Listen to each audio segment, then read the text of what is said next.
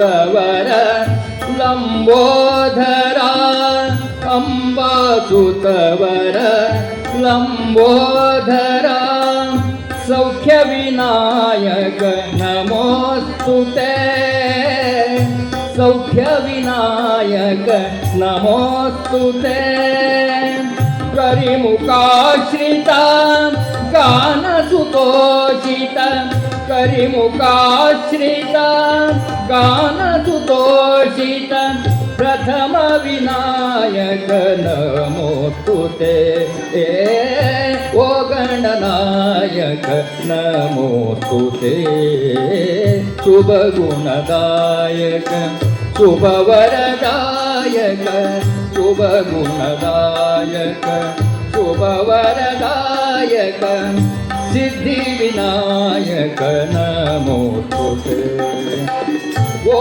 ಗಣನಾಯಕ ನಮೋಸ್ತುತೆ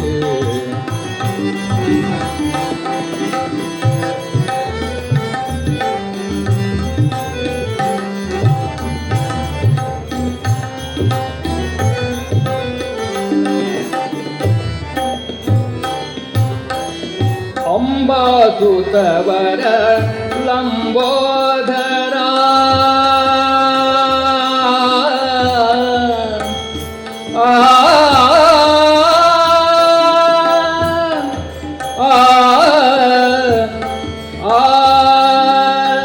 ಶಂಕರ ನಂದನ ಕಿಂಕರ ರಕ್ಷಕ ಶಂಕರ ನಂದನ ಕಿಂಕರ ರಕ್ಷಕ ಭಕ್ತ ವಿನಾಯಕ ನಮೋಸ್ತುತೆ ಭಕ್ತ ವಿನಾಯಕ ನಮೋಸ್ತುತೆ ಸಂಕಟ ಶಂಕಿತ ಪುಟ್ಟರಾಜ ಸುತ ಶಂಕರ ಶಂಕಿತ ಪುಟ್ಟರಾಜ ಸುತ ಸಿದ್ಧಿ ವಿನಾಯಕ ನಮೋಸ್ತುತೆ ಓ ಗಣನಾಯಕ ನಮೋಸ್ತುತೆ ಶುಭ ಗುಣದಾಯಕ ಶುಭ ವರದಾಯಕ ಶುಭ ಗುಣದಾಯಕ ಶುಭ ವರದಾಯಕ ಸಿದ್ಧಿ ವಿನಾಯಕ ನಮೋಸ್ತುತೆ ಓ ಗಣನಾಯಕ ನಮೋಸ್ತುತೆ ಓ ಗಣನಾಯಕ ಓ ಗಣನಾಯಕ ಓ ಗಣನಾಯಕ ನಮೋಸ್ತುತೆ.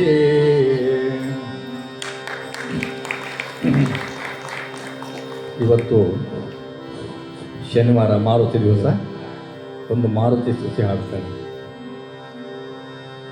ಪ್ರಭು ರಾಮಚಂದ್ರ के दूता हनुमंत आंजनेय प्रभु रामचंद्र के दूता हनुमंत आंजनेय हे पवन पुत्र हनुमंत बलवंत आंजनेय हे पवन पुत्र हनुमंत बलवंत आंजनेय बलवंत आंजनेय बलवंत आंजनेय प्रभु रामचंद्र के दूता हनुमंत आंजनेय प्रभु रामचंद्र के दूता हनुमंत आंजनेय प्रभु रामचंद्र के दूता हनुमंत आंजनेय प्रभु रामचंद्र के दूता हनुमंत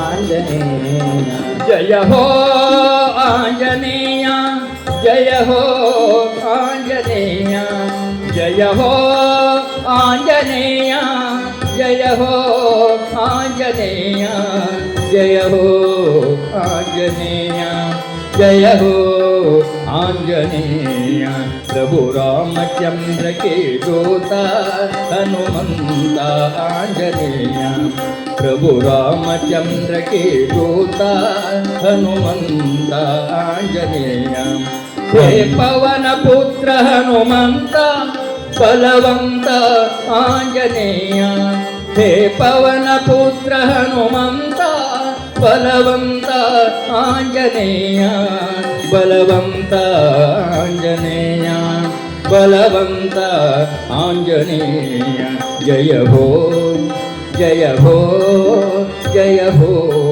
ಆಂಜನೇಯ ಜಯ ಹೋ ಜಯ ಹೋ ಜಯ ಹೋ ಆಂಜನೇಯ ಜಯ ಹೋ ಆಂಜನೇಯ ಜಯ ಹೋ ಆಂಜನೇಯ ಜಯ ಹೋ ಆಂಜನೇಯ ಜಯ ಹೋ ಆಂಜನೇಯ ಜಯ ಹೋ ಆಂಜನೇಯ ಜಯ ಹೋ ಆಂಜನೇಯ ಹೇ ಪವನ ಪುತ್ರ ಹನುಮಂತ ಬಲವಂತ ಆಂಜನೇಯ ಹೇ ಪವನ ಪುತ್ರ ಹನುಮಂತ ಬಲವಂತ ಆಂಜನೇಯ ಬಲವಂತ ಆಂಜನೇಯ ಬಲವಂತ ಆಂಜನೇಯ ಪ್ರಭು ರಾಮಚಂದ್ರ ಕಿ ದೂತ ಹನುಮಂತ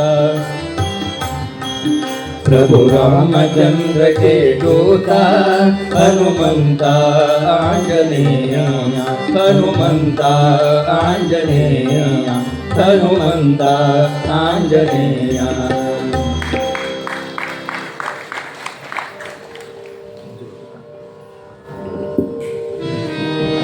हरि ओम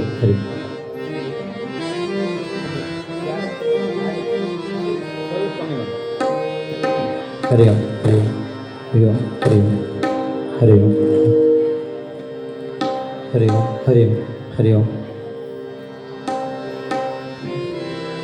हरि ओम हरि ओम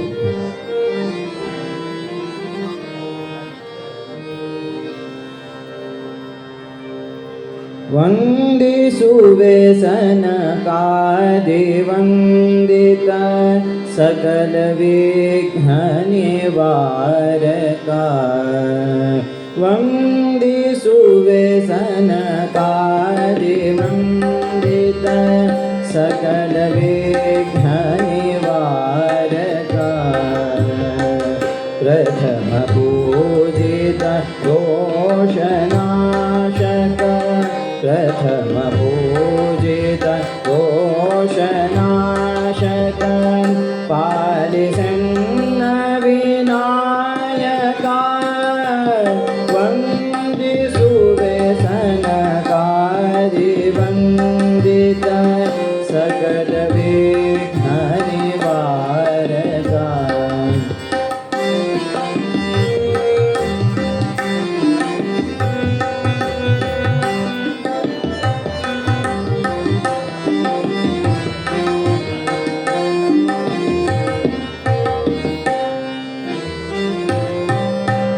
कोटि सूर्य प्रकाशने धारणे कोटि सूर्य प्रकाशने अंकुश धारणे पार्वती सुत सुंदरांगने पार्वती सुत सुंदरांगने कर्णकुंडल धारणे कर्णकुंडल धारणे वंदिसुवे सनकादि वंदित सकल विघ्न निवारका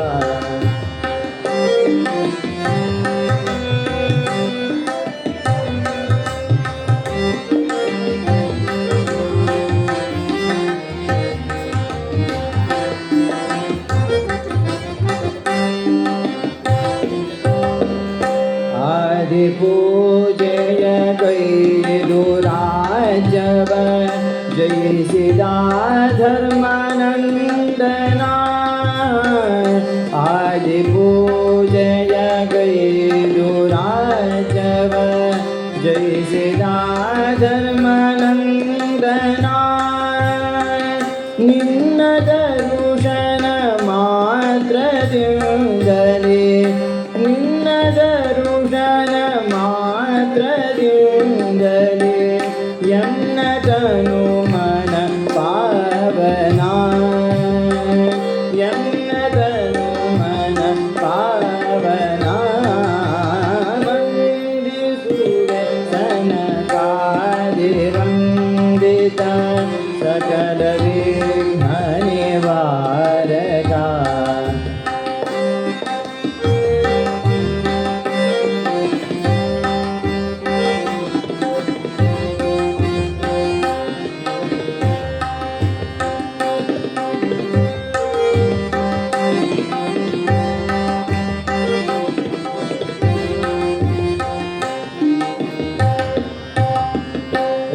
रक्तचन्दन चर्चिताङ्गने जयतु जय वक्रतुण्डने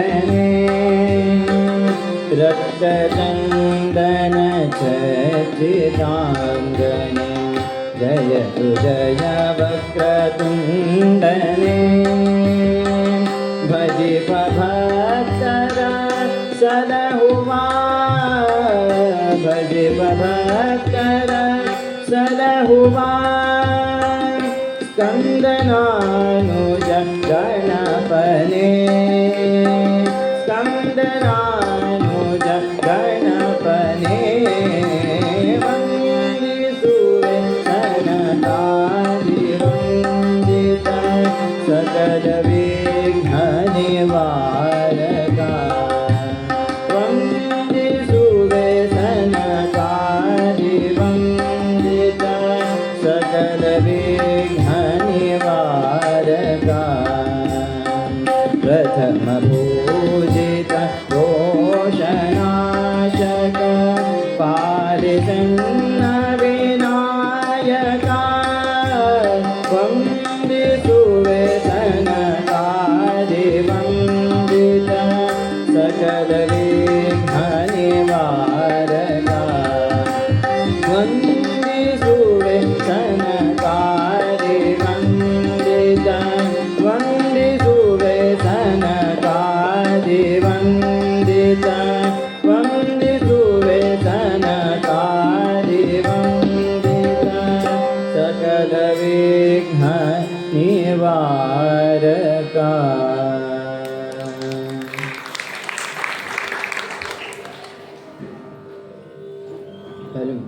ಹರಿ ಓಂ ಹರಿ ಓಂ ಸ್ವಲ್ಪ ಹರಿ ಓಂ ಹರಿ ಓಂ ಸ್ವಲ್ಪ ಹರಿ ಓಂ ಹರಿ ಓಂ ಹರಿ ಓಂ ಹರಿ ಓಂ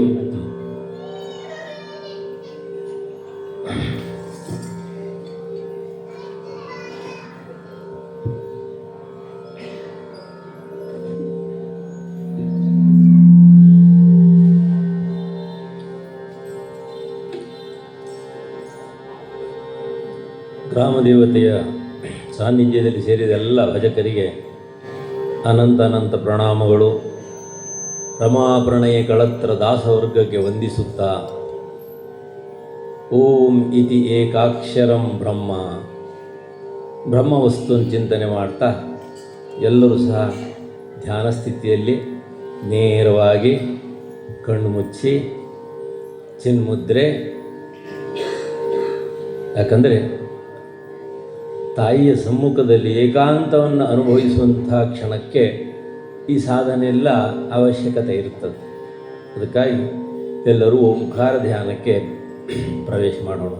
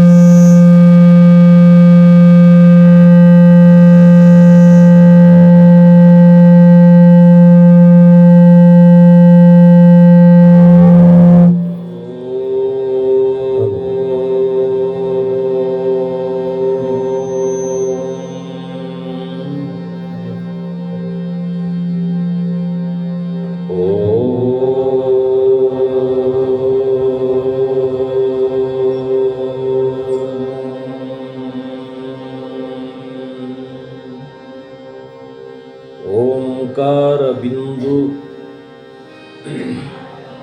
ಸಂಯುಕ್ತಂ ನಿತ್ಯಂ ಧ್ಯಾಯಂತಿ ಯೋಗಿನಃ ಕಾಮದಂ ಮೋಕ್ಷದಂ ಚೈವ ಓಂಕಾರಾಯ ನಮೋ ನಮಃ. ओंकाराय नमो नमः ओंकाराय नमो नमः ओंकाराय नमो नमः ओंकाराय नमो नमः ओंकाराय नमो नमः ಸರಿ ಆಯ್ತಾ?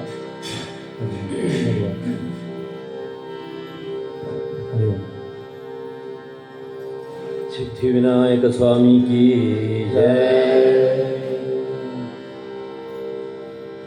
जगज्जननी ग्रामदेवता माता की जय। सनातन हिंदू धर्म की जय। भारत माता की जय। सब साधु संतन की जय। नमः पार्वती पतये हर हर महादेव। हरि ओम गुरुभ्यो नमः परम गुरुभ्यो नमः। गुरुचरणारविंदाभ्यां नमः। शंकर भगवत्पादाचार्य गुरुभ्यो नमः। गुरुं गणपतिं दुर्गां भास्करं शिवम् अच्युतं ब्रह्माणं गिरिजां लक्ष्मीं वाणीं वन्दे विभूतये। वक्रतुंड महाकाय सूर्यकोटि समप्रभा निर्विघ्नं कुरु मे देव सर्वकार्येषु सर्वदा। नमः श्रीपादराजाय नमस्ते व्यासयोगिने नमः पुरंदरार्याय विजयार्याय ते नमः। या देवी सर्वभूतेषु मातृरूपेण संस्थिता नमस्तस्यै नमस्तस्यै नमस्तस्यै नमो नमः। नमः शान्ताय दिव्याय सत्यधर्मस्वरूपिणे स्वानन्दामृततृप्ताय श्रीधराय नमो नमः। पूज्याय राघवेन्द्राय सत्यधर्मरताय च प्रियतां कल्पवृक्षाय नमतां कामधेनुने। यत्र यत्र रघुनाथ तत्र तत्र कृतमस्तकाञ्जलिं बाष्पवारि परिपूर्णलोचनं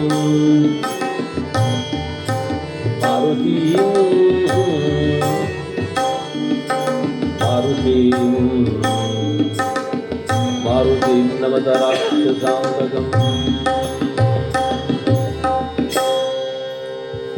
ಮಾಡೋದಿಲ್ಲ ಕೇಳೋದು ಸ್ವಲ್ಪ ವಾಲ್ಯೂಮ್ ಕೊಟ್ಟರೆ ಹೋಗ್ತದೆ. ಹರಿ ಓಂ ಹರಿ ಓಂ.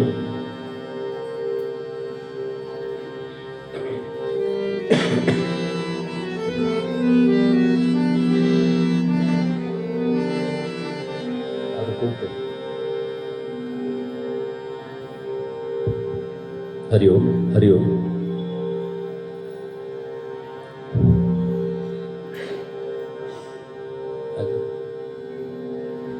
गजवदन बेडुवे गौरी तनया गजवदन बेडुवे गौरी तनया गजवदना बेडुवे गौरे तनया गजवदना बेडुवे गौरे तनया. त्रिजगवंदितने सुजनर पोरेवने त्रिजगवंदितने सुजनर पोरेवने गजवदना बेडुवे गौरी तनया गजवदना बेडुवे गौरे तनया गजवदना बेडुवे गौरे तनया. पाशांकुशधर परम पवित्रने पाशांकुशधर परम पवित्रने मूषकवाहन मुनिजन प्रेमा मूषकवाहन मुनिजन प्रेमा. गजवदना बेडुवे गौरे तनया ಗಜವದನ ಬೇಡುವೆ ಗೌರಿ ತನಯ ಗಜವದನ ಬೇಡುವೆ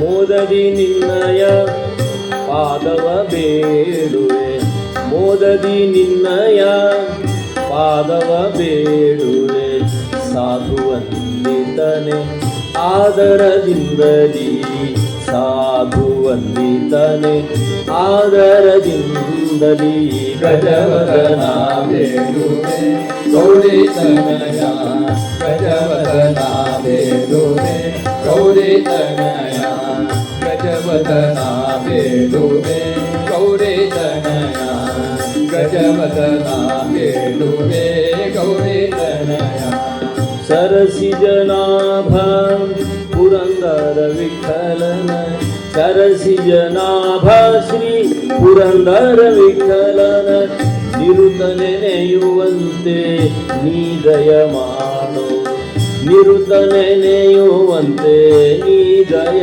ಮಾಡು ಗಜವದನ ಬೇಡುವೆ ಗೌರಿ ತನಯ ಗಜವದನ ಬೇಡುವೆ ಗೌರಿ ತನಯ ಗಜವದನ ಬೇಡುವೆ ಗೌರಿ ತನಯ ತ್ರಿಜಗ ವಂದಿತನೆ ಸುಜನರ ಪೊರೆವನೆ ತ್ರಿಜಗ ವಂದಿತನೆ ಸುಜನರ ಪೊರೆವನೆ ಗಜವದನ ಬೇಡುವೆ ಬೇಡುವೆ ಬೇಡುವೆ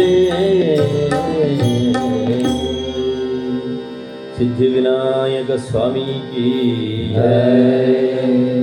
ಪಥ ಕೈಲಾಸಕ್ಕೆ ಇದು ಹಿತ ನೋಡು ಕಥಾಶ್ರವಣ ಮಾಡೋ ಶನಿ ಕಥಾಶ್ರವಣ ಮಾಡೋ ಶ್ರೀ ಹರಿ ಕಥಾಶ್ರವಣ ಮಾಡೋ ಶ್ರೀ ಹರಿ ಕಥಾಶ್ರವಣ ಮಾಡೋ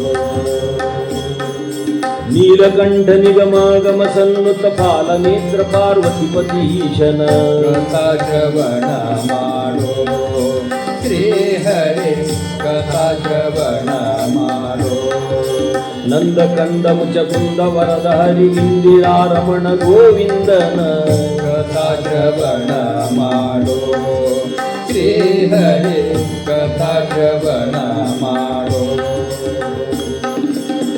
ಮಂದಿಯ ಮಾತಿಗೆ ಎಂದೆಂದು ಮರುಗದೆ ಮಂದಿಯ ಮಾತಿಗೆ ಎಂದೆಂದು ಮರುಗದೆ ಮುಂದಣ ಗತಿಯ ನೀ ನೋಡೋ ಎಲೆ ಮನ ಮುಂದಣ ಗತಿಯ ನೀ ನೋಡೋ ಎಲೆ ಮನ ಕಥಾಶ್ರವಣ ಮಾಡೋ ಶ್ರೀ ಹರಿ ಕಥಾಶ್ರವಣ ಮಾಡೋ ಶ್ರೀ ಹರಿ ಕಥಾಶ್ರವಣ ಮಾಡೋ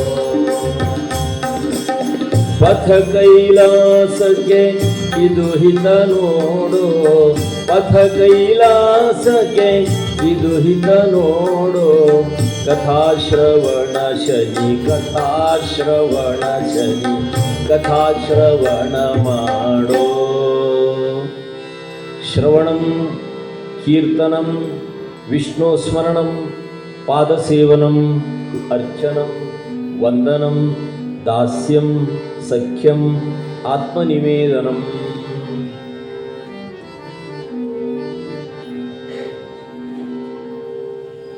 ಜನ್ಮವೆತ್ತಿದ ಮನುಷ್ಯ ಜೀವಿಗೆ ಎರಡು ಪಥವನ್ನು ನಮ್ಮ ಋಷಿಮುನಿಗಳು ಹಾಕಿಕೊಟ್ಟಿದ್ದಾರೆ. ಒಂದು ಜೀವನ, ಇನ್ನೊಂದು ಉಜ್ಜೀವನ ಅಂತ.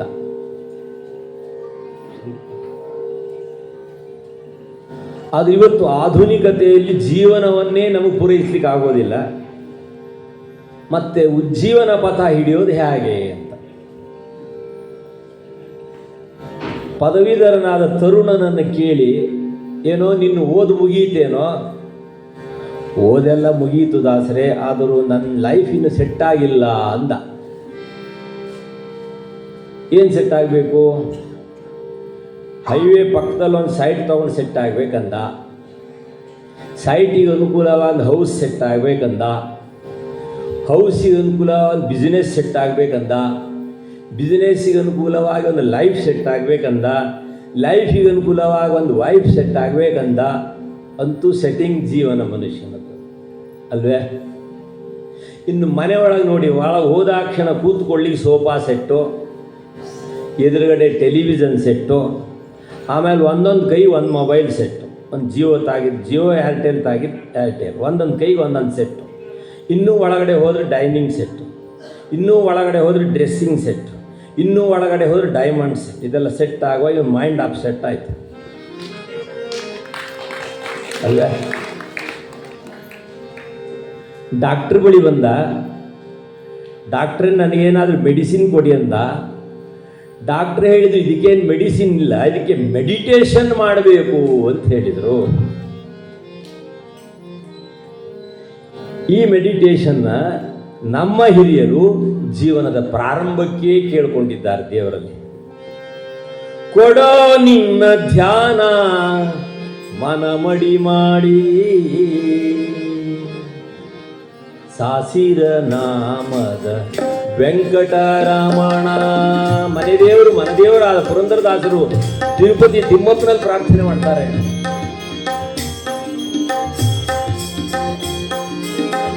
ಸಾಸಿರ ನಾಮದ ವೆಂಕಟರಮಣ, ದಾಸನ ಮಾಡಿಕೋಯನ್ನ, ನಿನ್ನ ದಾಸನ ಮಾಡಿಕೋಯನ್ನ, ನಿನ್ನ ದಾಸನ ಮಾಡಿಕೋಯನ್ನ. ಕೊಡೋ ನಿನ್ನ ಧ್ಯಾನ ಮನ ಮಡಿ ಮಾಡಿ, ಕೊಡೋ ನಿನ್ನ ಧ್ಯಾನ ಮನ ಮಡಿ ಮಾಡಿ, ದಾಸನ ಮಾಡಿಕೋಯನ್ನ ಸ್ವಾಮಿ, ದಾಸನ ಮಾಡಿಕೋಯನ್ನ ಸ್ವಾಮಿ, ದಾಸನ ಮಾಡಿಕೋಯನ್ನ. ಸಹಸ್ರನಾಮದ ಸ್ವಾಮಿ ತಿರುಪತಿಯ ವೆಂಕಟೇಶ, ಬೆಟ್ಟದೊಡೆಯ, ಸಪ್ತಗಿರಿ ಒಡೆಯ, ಮನೆದೇವರು ಮನದೇವರು ಆದಂಥ ತಿರುಪತಿ ತಿಮ್ಮಪ್ಪನಲ್ಲಿ ಪ್ರಾರ್ಥನೆ ಮಾಡ್ತಾರೆ. ನನ್ನ ಜೀವನದ ಸಾರ್ಥಕತೆಗೆ, ಉಜ್ಜೀವನ ಪಥಕ್ಕೆ ನಿನ್ನ ಸೇವಕನನ್ನಾಗಿ, ನಿನ್ನ ದಾಸನನ್ನಾಗಿ ನನ್ನನ್ನು ಸ್ವೀಕಾರ ಮಾಡು ಅಂದಾಗ ಈ ಜನ್ಮ ಸಾರ್ಥಕವಾಗ್ತಿದೆ.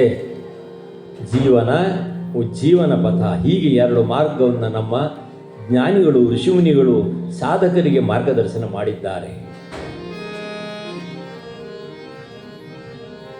ಆ ಉಜ್ಜೀವನ ಪಥಕ್ಕೆ ಸೇರಿದ ಸಂಸಾರದಲ್ಲಿದ್ದೀವಿ, ಕೂಡಿದ ಕುಟುಂಬದಲ್ಲಿದ್ದೀವಿ, ಹೊಂದಿದ ಮಂದಿಯಿಂದ ಒಡಗೂಡಿ ಇದ್ದೀವಿ. ಪ್ರಪಂಚದಲ್ಲಿ ಚಂಚಲತೆ ಮಿಂಚು ಕೊಂಚಕಾಲ ಗೋಚರಿಸಿ ಸಂಚಯಕ್ಕೆ ಯೋಗ್ಯವಲ್ಲದ ಪ್ರಪಂಚದಲ್ಲಿದ್ದೀವಿ.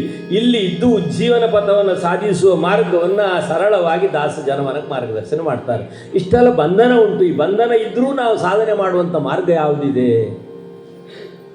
ಪಥ ಕೈಲಾಸಕ್ಕೆ ಇದು ಹಿತ ನೋಡೋ, ಕಥಾಶ್ರವಣ ಮಾಡೋ.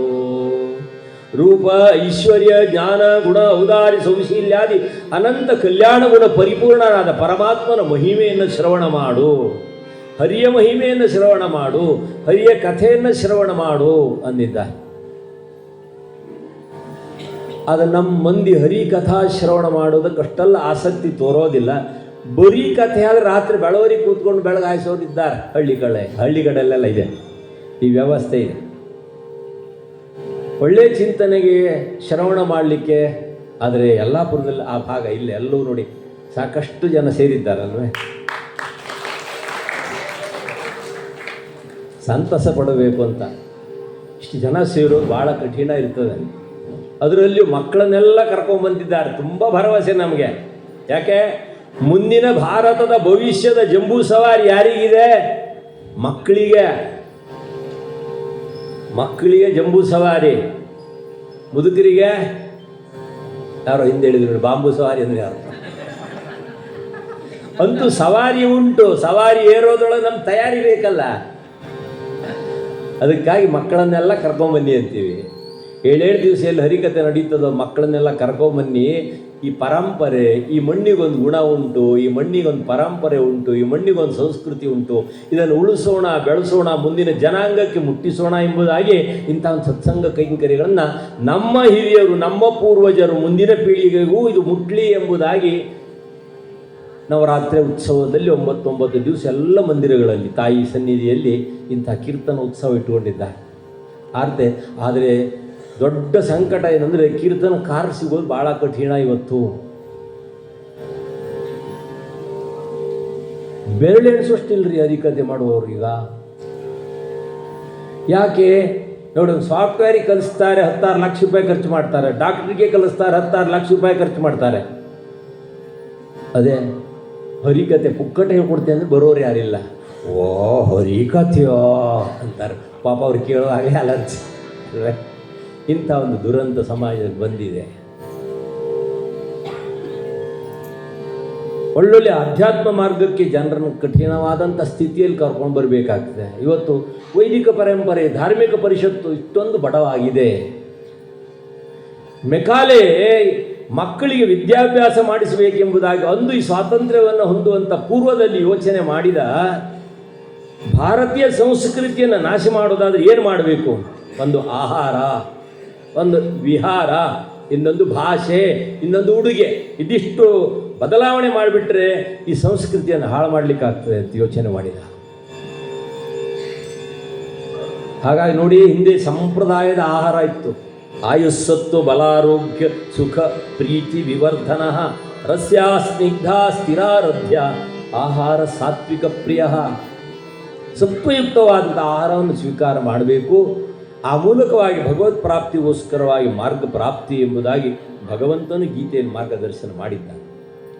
ಅದವೆಲ್ಲ ಇವತ್ತು ನಮ್ಮಿಂದ ಸಾಕಷ್ಟು ದೂರ ಹೋಗಿಬಿಟ್ಟಿವೆ. ಇನ್ನು ಇವರ ಶಬ್ದ,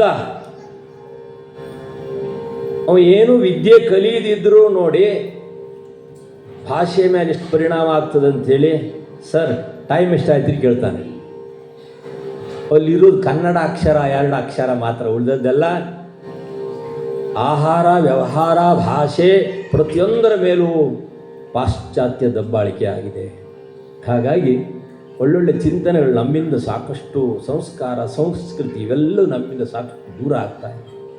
ಅದಕ್ಕಾಗಿ ಇಲ್ಲೊಂದು ಸಂತಸ ಪಡುವಂಥ ವಿಶೇಷ ಅಂತಂದರೆ ಎಲ್ಲರನ್ನು ಮಕ್ಕಳನ್ನೆಲ್ಲ ಕರ್ಕೊಂಡ್ಬಂದಿದ್ದಾರೆ. ಅಲ್ಲಿ ಮನೆಯಲ್ಲಿ ಬಹುಶಃ ಯಾರು ಮಲಗೋರಿಲ್ಲ, ಕೂಡ್ರೋರಿಲ್ಲ, ಮತ್ತು ಮಕ್ಕಳು ಟಿ ವಿ ನೋಡ್ಕೊಂಡು ಕುಂತಾರೆ ಎಂಬುದಾಗಿ ಎತ್ಕೊಂಡ್ಬಂದಿದ್ದಾರೋ ಅಥವಾ ಕೀರ್ತನೆ ಕೇಳಲಿಕ್ಕೆ ಅಂತ ಹೇಳಲಿಕ್ಕೆ ಆಗೋದಿಲ್ಲ. ಅಂತೂ ಕರ್ಕೊಂಡ್ಬಂದಿದ್ದಾರೆ. ಅವ್ರಿಗೆ ಧನ್ಯತೆ ಕೊಡಬೇಕು ತಾಯಂದಿರಿಗೆ. ಯಾಕೆ? ಮನೆಯೇ ಮೊದಲ ಪಾಠಶಾಲೆ, ಜನನಿ ತಾನೇ ಮೊದಲ ಗುರು, ಜನನಿಯಿಂದ ಪಾಠ ಕಲಿತ ಜನರು ಧನ್ಯರು, ಘನತೆಯಿಂದ ಅವರು ಬಾಳ್ವರೆಂತ ನುಡಿವರು. ಹೊಟ್ಟೆಯಲ್ಲಿ ಹೊತ್ತ ತಾಯಿ ಬೆಟ್ಟದಷ್ಟು ಕಷ್ಟವನ್ನ ಗಟ್ಟಿ ಮನದಿ ತಾಳುವಳವಳು, ಕಂದಗೋ ಸುಗ ಬಿಟ್ಟು ಸುಖವ ತಾಳುವಳವಳು, ಬಂದ ದುಃಖವ. ನನ್ನ ಮಗ ಒಳ್ಳೆಯವನಾಗಬೇಕು ಸಮಾಜದಲ್ಲಿ, ನನ್ನ ಮಗ ಉತ್ತಮವಾದಂಥ ರೀತಿಯಲ್ಲಿ ಸಂಸ್ಕೃತಿಯಲ್ಲಿ ಸಂಸ್ಕಾರದಲ್ಲಿ ಬೆಳೆಯಬೇಕೆಂಬುದಾಗಿ ತಾಯಿಂದರ ಆಸೆ ಇರ್ತದೆ. ಮಾರ್ಕ್ 99 ತಗೊಂಡ್ರೆ ಏನಾಯ್ತು ರೀ? ಗುರು ಹಿರಿಯ ಅಪ್ಪ ಅಮ್ಮ ಯಾವುದು ಬಂಧನ ಗೊತ್ತಿಲ್ಲದಿದ್ದರೆ, ಸಂಸಾರದ ಚಿತ್ರಣವೇ ಗೊತ್ತಿಲ್ಲದಿದ್ದರೆ ಕುದುರೆ ಕಣ್ಣು ಕಟ್ಟಿ ಬಿಟ್ಟ ಹಾಗೆ. ಮಾರ್ಕ್ 99 ತಗೊಂಡ್ರೇನು 100 ತಗೊಂಡ್ರೇನು? ನಮ್ಮ ಸಂಸ್ಕೃತಿ, ನಮ್ಮ ಪರಂಪರೆ, ಹಿಂದೂ ಈ ಸಂಸ್ಕಾರದಲ್ಲಿ ನೋಡಿ ತಂದೆ ತಾಯಿ ಬಂಧು ಬಳಗ ಗುರು ಹಿರಿಯ ದೇವರು ಧರ್ಮ ಇವೆಲ್ಲವನ್ನು ನಮ್ಮ ಹಿರಿಯರು ಬಾಲ್ಯದಲ್ಲಿ ಪಾಠ ಮಾಡ್ತಿದ್ದರು. ಅದಕ್ಕೆ ಮನೆಯೇ ಮೊದಲ ಪಾಠಶಾಲೆ, ಜನನಿ ತಾನೇ ಮೊದಲ ಗುರು, ಜನನಿಯಿಂದ ಪಾಠ ಕಲಿತ ಜನರು ಧನ್ಯರು. ನಮ್ಮಮ್ಮ ಪಾಠ ಮಾಡಿದ್ದಾಗ ನಾವಿಲ್ಲಿ ಬಂದು ಕೂತ್ಕೊಳ್ಳಿಕ್ಕೆ ಅನುಕೂಲ ಆಯಿತು ಅಲ್ವೇ? ಹಾಗಾಗಿ ತಾಯಿಯ ಪಾತ್ರ ಬಹಳ ದೊಡ್ಡದಿದೆ ಸಂಸಾರದಲ್ಲಿ. ನಾವು SSLC ಫೇಲ್ ಆಗಿಬಿಟ್ಟಿವಿ. 1ರಲ್ಲಿ ಮಾತ್ರ ಕನ್ನಡಕ್ಕೆ ಮಾತ್ರ 36. ಮತ್ತೆ ಕಟ್ಟುವ ಪರಿಸ್ಥಿತಿ ಇಲ್ಲ, ಅಷ್ಟೊಂದು ಕಡು ಬಡತನ ಇತ್ತು. ಇನ್ನು ಕಟ್ಟಿ ಬಿಡೋದಾದರೆ ಆಕಳು ಹಸುಗಳನ್ನು ಕಟ್ಟಿ ಬಿಡು ಅಂತಂದರು ಅಪ್ಪ ಅಮ್ಮರು. ದನ ಕಟ್ಟೋದು, ಕೊಟ್ಟಿಗೆಯಲ್ಲಿ ದನ ಕಟ್ಟೋದು ಬಿಡೋದು ಅದನ್ನು ಮಾಡಿದ್ವಿ ಅಲ್ವೇ? ಆದರೆ ಭಗವತ್ ಸಂಕಲ್ಪ ಬೇರೆ ಇತ್ತು. ಆ ಸತ್ಸಂಗದ ಮೂಲಕವಾಗಿ ಭದ್ರವಾದಂಥ ಗಿರಿ ಕೀರ್ತನ ಚತುರ ಭಗವಂತನ ದಿವ್ಯವಾದಂತಹ ಮಹಿಮೆಯನ್ನು ಗುಣಗಾನ ಮಾಡಲಿಕ್ಕೆ ಸ್ವರೂಪ ಉದ್ಧಾರಕರಾಗಿ, ನಮ್ಮ ಸ್ವರೂಪ ಉದ್ಧಾರಕರಾಗಿ ತಾಯಿಯ ಸನ್ನಿಧಿಯಲ್ಲಿ, ಗ್ರಾಮದ ಅಧಿದೇವತೆಯ ಸನ್ನಿಧಿಯಲ್ಲಿ ಸೇವೆ ಮಾಡಲಿಕ್ಕೆ ಕೂತ್ಕೊಳ್ಳಿಕ್ಕೆ ಅರ್ಹತೆಯನ್ನು ಕೇವಲ 7 ದಿವಸ ಅಲ್ಲ, 9 ದಿವಸ ಇಲ್ಲ, 11 ದಿವಸ ಅಲ್ಲ, 1 ತಿಂಗಳ ಬೇಕಾದ ಹೀಗೆ ಹೇಳ್ತಾ ಹೋಗೋದು. ಯಾಕೆ? ಗುರುಗಳ ಹಸ್ತವನ್ನು ಮಸ್ತಕದ ಮೇಲೆ ಇಟ್ಟಿದ್ದಾರೆ. ಒಂದಲ್ಲ ಒಂದು ದಿವಸ ನೀನು ಹರಿದಾಸರ ಪಂಕ್ತಿಯಲ್ಲಿ ಕೂತ್ಕೊಳ್ಳೋನಾಗುವಂಥ ಹಸ್ತವನ್ನು ಮಸ್ತಕದಲ್ಲಿ ಇಟ್ಟರು. ಎಲ್ಲಿ? ಜ್ಞಾನಗಂಗೆ, ಹರಿದ್ವಾರದ ಜ್ಞಾನಗಂಗೆಯ ಸನ್ನಿಧಿಯಲ್ಲಿ ಇಳಿಸಿ ಒಂದು ಅಕ್ಷಯ ತೃತೀಯದಂದು ಪ್ರಾತಃ ಕಾಲ ಬ್ರಾಹ್ಮಿ ಮುಹೂರ್ತದಲ್ಲಿ, ಈಗಲೂ ಆ ಕ್ಷೇತ್ರ ಕಾಶಿ ಮಠ ಅಂತಿದೆ, ವ್ಯಾಸ ರಘುಪತಿಯ ಪೀಠ, ಆ ಗಂಗಾ ತಟಾಕದಲ್ಲಿ ನಿಲ್ಲಿಸಿ ಹಸ್ತಮಸ್ತಕ ಸಂಯೋಗ ನೋಡಿ. ಇವರು ಹಾಡೋರೆಲ್ಲ ಹಾಡ್ತಾರೆ, ಒಂದು ಪಟ್ಟಿ ಇಲ್ಲದೆ ಹಾಡೋದೇ ಇಲ್ಲ, ಅದಕ್ಕೆ ಪಟ್ಟಿ ಭಾಗವತರು ಅಂತಾರೆ ಅವರಿಗೆಲ್ಲ. ಆಗ ನೀವು 7 ದಿವಸ ಹರಿಕತೆ ಕೇಳಿ, ಇನ್ನು 1 ತಿಂಗಳ ಕೇಳಿಬೇಕಾ, 1 ವರ್ಷ ಕೇಳಿ. ಯಾಕೆ? ಗುರುಗಳು ಕೊಟ್ಟಂಥ ದೊಡ್ಡ ಆಸ್ತಿ ಅದು. ಹಾಗಾಗಿ ಅಂಥ ಸೇವಾ ಕೈಂಕರ್ಯದಲ್ಲಿ ಪಥ ಕೈಲಾಸಕ್ಕೆ ಇದು ಹಿತ ನೋಡೋ ಕಥಾಶ್ರವಣ. ಶ್ರೀಹರಿ ಕಥಾ ಶ್ರವಣ ಮಾಡೋ, ಶ್ರೀಹರಿ ಕಥಾ ಶ್ರವಣ ಮಾಡೋ. ನೀಲಕಂಠ ನಿಗಮಾಗಮ ಸನ್ನುತ ಪಾಲನೇತ ಪಾರ್ವತಿ ಪತೀಶ ಕಥಾ ಶ್ರವಣ ಮಾಡೋ, ಶ್ರೀಹರಿ ಕಥಾ ಶ್ರವಣ ಮಾಡೋ. ನಂದ ಕಂದ ಮುಚಕುಂದ ವರದ ಹರಿ ಇಂದಿರಾರಮಣ ಗೋವಿಂದ ಕಥಾ ಶ್ರವಣ ಮಾಡೋ, ಶ್ರೀಹರಿ ಕಥಾ ಶ್ರವಣ ಮಾಡೋ. ಪಥ ಕೈಲಾಸಕ್ಕೆ ಇದು ಹಿತ ನೋಡು, ಪಥ ಕೈಲಾಸಕ್ಕೆ ಇದು ಹಿತ ನೋಡು ಕಥಾಶ್ರವಣ ಶನಿ, ಕಥಾಶ್ರವಣ ಶನಿ, ಕಥಾಶ್ರವಣ ಮಾಡೋ. ಶ್ರವಣಂ ಕೀರ್ತನಂ ಸ್ಮರಣಂ ಪಾದಸೇವನಂ ಅರ್ಚನಂ ವಂದನಂ ದಾಸ್ಯಂ ಸಖ್ಯಂ ಆತ್ಮನಿವೇದನಂ. ನವವಿಧ ಭಕ್ತಿಯನ್ನು ಭಾಗವತ ಮಾರ್ಗದರ್ಶನ ಮಾಡ್ತದೆ. ಅದರಲ್ಲಿ ಮೊಟ್ಟ ಮೊದಲನೇ ಭಕ್ತಿ ಶ್ರವಣ ಭಕ್ತಿ ಅಂತಂದರು. ಭಗವಂತನ ವಿಚಾರವನ್ನು ಶ್ರವಣ ಮಾಡು. ರೂಪ, ಐಶ್ವರ್ಯ, ಜ್ಞಾನ, ಗುಣ, ಔದಾರ್ಯ, ಸೌಶೀಲ್ಯಾದಿ ಅನಂತ ಕಲ್ಯಾಣ ಗುಣ ಪರಿಪೂರ್ಣನಾದ ಪರಮಾತ್ಮನ ಮಹಿಮೆಯನ್ನು ಶ್ರವಣ ಮಾಡು ಅಂದರು. ಏನಾಗ್ತದೆ? ಶ್ರವಣ ಮನಕಾನಂದ ಈವುದು. ಭಗವದ್ ವಿಚಾರವನ್ನು ಶ್ರವಣ ಮಾಡೋದ್ರಿಂದ ಏನು ಪರಿಣಾಮ ಆಗ್ತದೆ ಅನ್ನೋದನ್ನು ದಾಸರು ಹೇಳ್ತಾರೆ. ಶ್ರವಣ ಮನಕಾನಂದ ಈವುದು, ಭವಜನಿತ ದುಃಖಗಳ ಕಳೆಯುವುದು, ಇಹ ಪರಂಗಳಲ್ಲಿ ಸುಖ ಭೋಗ ಇತ್ತು ಸಲಹುವುದೋ. ಅವರವರ ಮನದಿಚ್ಛೆಯನ್ನು ಪೂರ್ತಿಯಾಗಿಸುವಂತಹ ಒಂದು ವ್ಯವಸ್ಥೆ ಭಗವದ್ ವಿಚಾರವನ್ನು ಶ್ರವಣ ಮಾಡೋದ್ರಿಂದ ಪ್ರಾಪ್ತಿಯಾಗ್ತದೆ. ಹಾಗೆ ಕಥಾ ಶ್ರವಣ ಮಾಡಿದವ ರಾಜ ಪರೀಕ್ಷಿತ. 7 ದಿನದ ಕಥೆಯ ಕೇಳಿ ಹೇಳಿರೋ ವೈಕುಂಠಕ್ಕೆ ಅಂತಾರೆ ದಾಸರು. ಶ್ರವಣ ಭಕ್ತಿಯಲ್ಲಿ ರಾಜ ಪರೀಕ್ಷಿತ, ಕೀರ್ತನೆಯಲ್ಲಿ ನಾರದ ತುಂಬೂರರು, ಪಾದಸೇವನೆಯಲ್ಲಿ ಲಕ್ಷ್ಮಿ, ಕೋಟಿ ಕೋಟಿ ಭೃತ್ಯರಿರಲು ಆಟಗಾಂಬರನ ಸೇವೆ, ಸಾಟಿ ಇಲ್ಲದೆ ಮಾಡಿ ಪೂರ್ಣ ನೋಟದಿಂದ ಸುಖಿಸುತ್ತಿಹಳೋ. ಏನು ಧನ್ಯಳೋ, ಏನು ಧನ್ಯಳೋ ಲಕ್ಷ್ಮಿ, ಎಂಥ ಮಾನ್ಯಳೋ ಅಂತಾರೆ ದಾಸರು. ಪಾದಸೇವನೆಯಲ್ಲಿ ಲಕ್ಷ್ಮಿ. 1 ಕ್ಷಣವೂ ವಿಷ್ಣುವಿನ ಪಾದವನ್ನು ಬಿಟ್ಟಿರ್ತಿರ್ಲಿಲ್ಲ.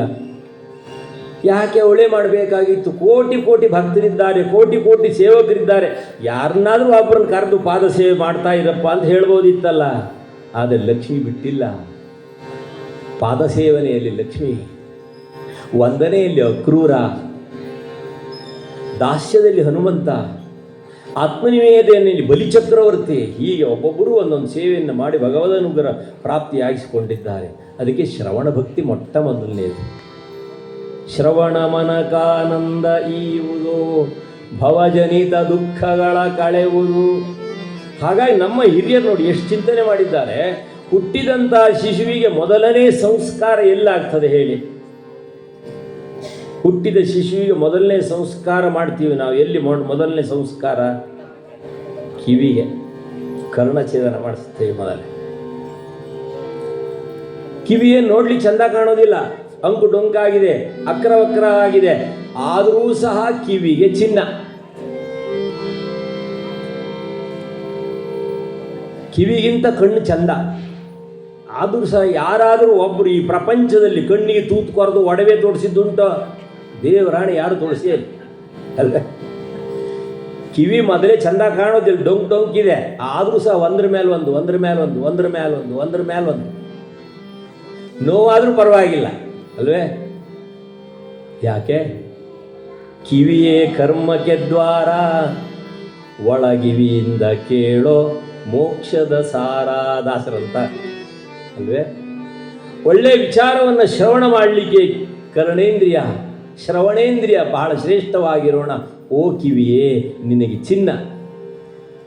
ಕಣ್ಣೇ ಕಾಮನ ಬೀಜ. ಬಾಹ್ಯ ಪ್ರಪಂಚದಲ್ಲಿರುವಂಥ ವಸ್ತುಗಳ ಮೇಲೆ ಆಸೆ ಆಮಿಷಗಳನ್ನು ಒಡ್ಡಿ ನನ್ನ ಸಾಧನೆ ಪಥವನ್ನು ತಪ್ಪಿಸಲಿಕ್ಕೆ ನೀನು ಕಾರಣ. ಆದ್ದರಿಂದ ನಿನಗೆ ಚಿನ್ನ ಇಲ್ಲ, ನಿನಗೆ ಕಾಡಿಗೆ. ಕಣ್ಣು ಮೊದಲೇ ನೋಡ್ಲಿಕ್ಕೆ ಚಂದ ಕಾಣ್ತದೆ, ಇನ್ನೂ ಚಂದ ಕಾಣಲಿ ಅಂತ ಕೆಲವು ತಾಯಂದಿರೆಲ್ಲ ಅರ್ಧ ಗಂಟೆ ಕನ್ನಡಿ ಮುಂದೆ ನಿಂತು ಕಾಜಲ್ ಹಚ್ಚೋದುಂಟು. ಈಗ ಹೆಣ್ಣುಮಕ್ಕಳು ಮಾತ್ರ ಅಲ್ಲ, ಗಂಡು ಮಕ್ಕಳು ಹಚ್ಚಲಿಕ್ಕೆ ಪ್ರಾರಂಭ ಮಾಡಿದ್ದಾರೆ. ಯಾಕೆ? ಚಂದ ಕಾಣಲಿ ಅಂತ. 60 ವಯಸ್ಸಿನ ಮುದುಕ ಮಂಡೆ ಕಪ್ ಮಾಡ್ಕೊಂಡು ಹೊರತು ಪೇಟೆಗೆ ಬರೋದಿಲ್ಲ. ಯಾಕೆ? ಚಂದ ಕಾಣಬೇಕು ಅಂತ ಅಲ್ವೇ? ಆದ್ರೆ ನಾನು ಒಳಗಿದ್ದೀನಿ ಅಂತ ಒಂದು ವಾರದೊಳಗೆ ಹೊರಗೆ ಬರ್ತಾನವ, ಒಳಗಿದ್ದವ ಯಾರೋ ಬಿಳೆ ವಸ್ತು ಅಲ್ವೇ? ಆ ನಿಮಿತ್ತವಾಗಿ ಶ್ರವಣೇಂದ್ರಿಯ ಬಹಳ ಶ್ರೇಷ್ಠವಾದದ್ದೆಂಬುದಾಗಿ ಜನಮನಕ್ಕೆ ಮಾರ್ಗದರ್ಶನ ಮಾಡಿದರು ನಮ್ಮ ಹಿರಿಯರು. ಒಳ್ಳೆಯ ವಿಚಾರವನ್ನು ಶ್ರವಣ ಮಾಡಿ ಸಾಧನ ಮಾರ್ಗವನ್ನು ತೋರುವಂತಹ ಪಥಕ್ಕೆ ಶ್ರವಣ ಮನಕಾನಂದ ಈವುದೋ, ಭವಜನಿತ ದುಃಖಗಳ ಕಳೆಯುವುದೋ. ಪಥ ಕೈಲಾಸಕ್ಕೆ ಇದು ಹಿತ ನೋಡು, ಪಥ ಕೈಲಾಸಕ್ಕೆ ಇದು ಹಿತ ನೋಡು.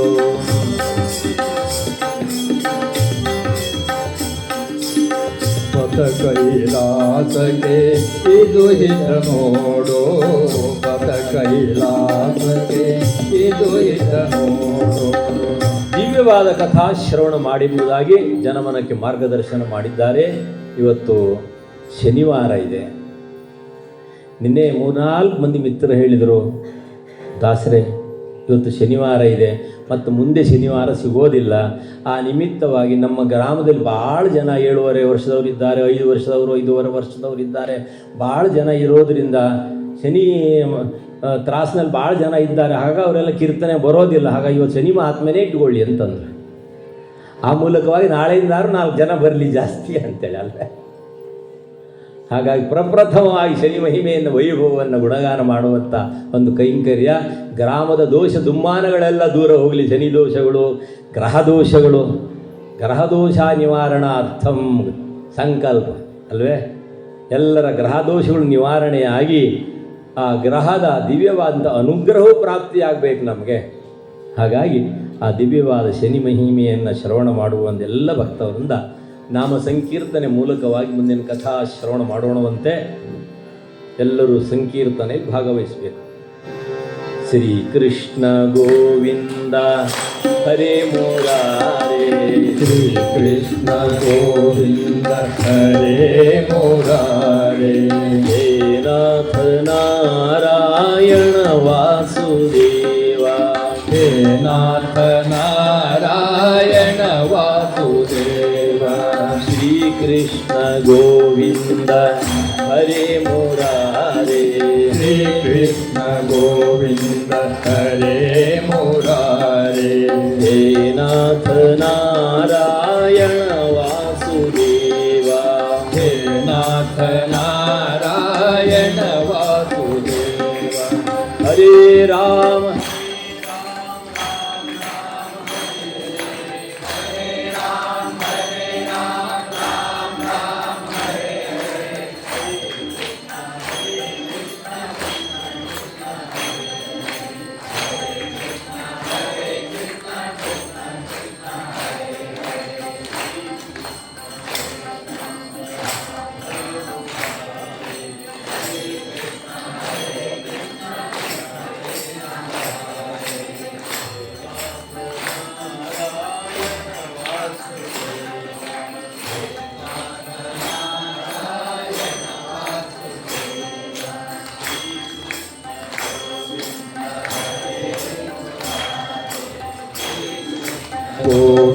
ಹರೇ ಮುರಾರೇ. ಹೇ ನಾಥ ನಾರಾಯಣ ವಾಸುದೇವ. ಹೇ ನಾಥ ನಾರಾಯಣ ವಾಸುದೇವ. ಓಂ ನಮಃ ಶಿವಾಯ ಶಿವಾಯ ನಮಃ. ಓಂ ನಮಃ ಶಿವಾಯ ಶಿವಾಯ ನಮಃ. ಓಂ ನಮಃ ಶಿವಾಯ ಭವಾಯ ನಮಃ. ಓಂ ನಮಃ ಶಿವಾಯ ಭವಾಯ ನಮಃ. ಶಂಭೋ ಶಂಕರ ಶಿವಾಯ ನಮಃ. ಶಂಭೋ ಶಂಕರ ಶಿವಾಯ ನಮಃ. ಗಿರಿಜಾವಲ್ಲಭ ಭವಾಯ ನಮಃ. ಗಿರಿಜಾವಲ್ಲಭ ಭವಾಯ ನಮಃ. ನಮಃ ಪಾರ್ವತೀಪತಯೇ ಹರ ಹರ ಮಹಾದೇವ. ಗ್ರಾಮ ದೇವತಾ ಮಾತಾ ಕೀ ಜಯ. ಸನಾತನ ಹಿಂದೂ ಧರ್ಮ ಕೀ ಜಯ. ಶನೀಶ್ವರ ಮಹಾರಾಜ ಕೀ ಜಯ. ಸ್ವಲ್ಪ ವಾಲ್ಯೂಮ್ ಬೇಕಾ? ಸ್ವಲ್ಪ ವಾಲ್ಯೂಮ್.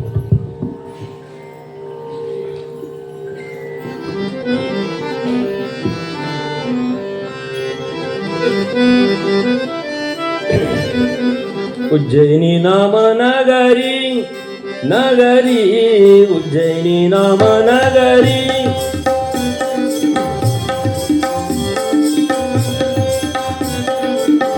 मनु निर्मित नगरी.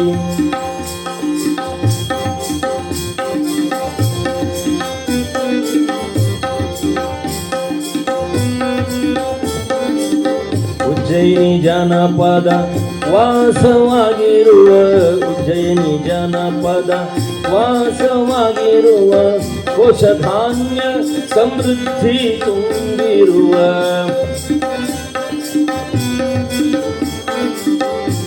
ಸುರರ ಆಶೀರ್ವಾದದಿ ಪುರ ಮೆರೆಯುವುದೋ ಸರಯು ತೀರ.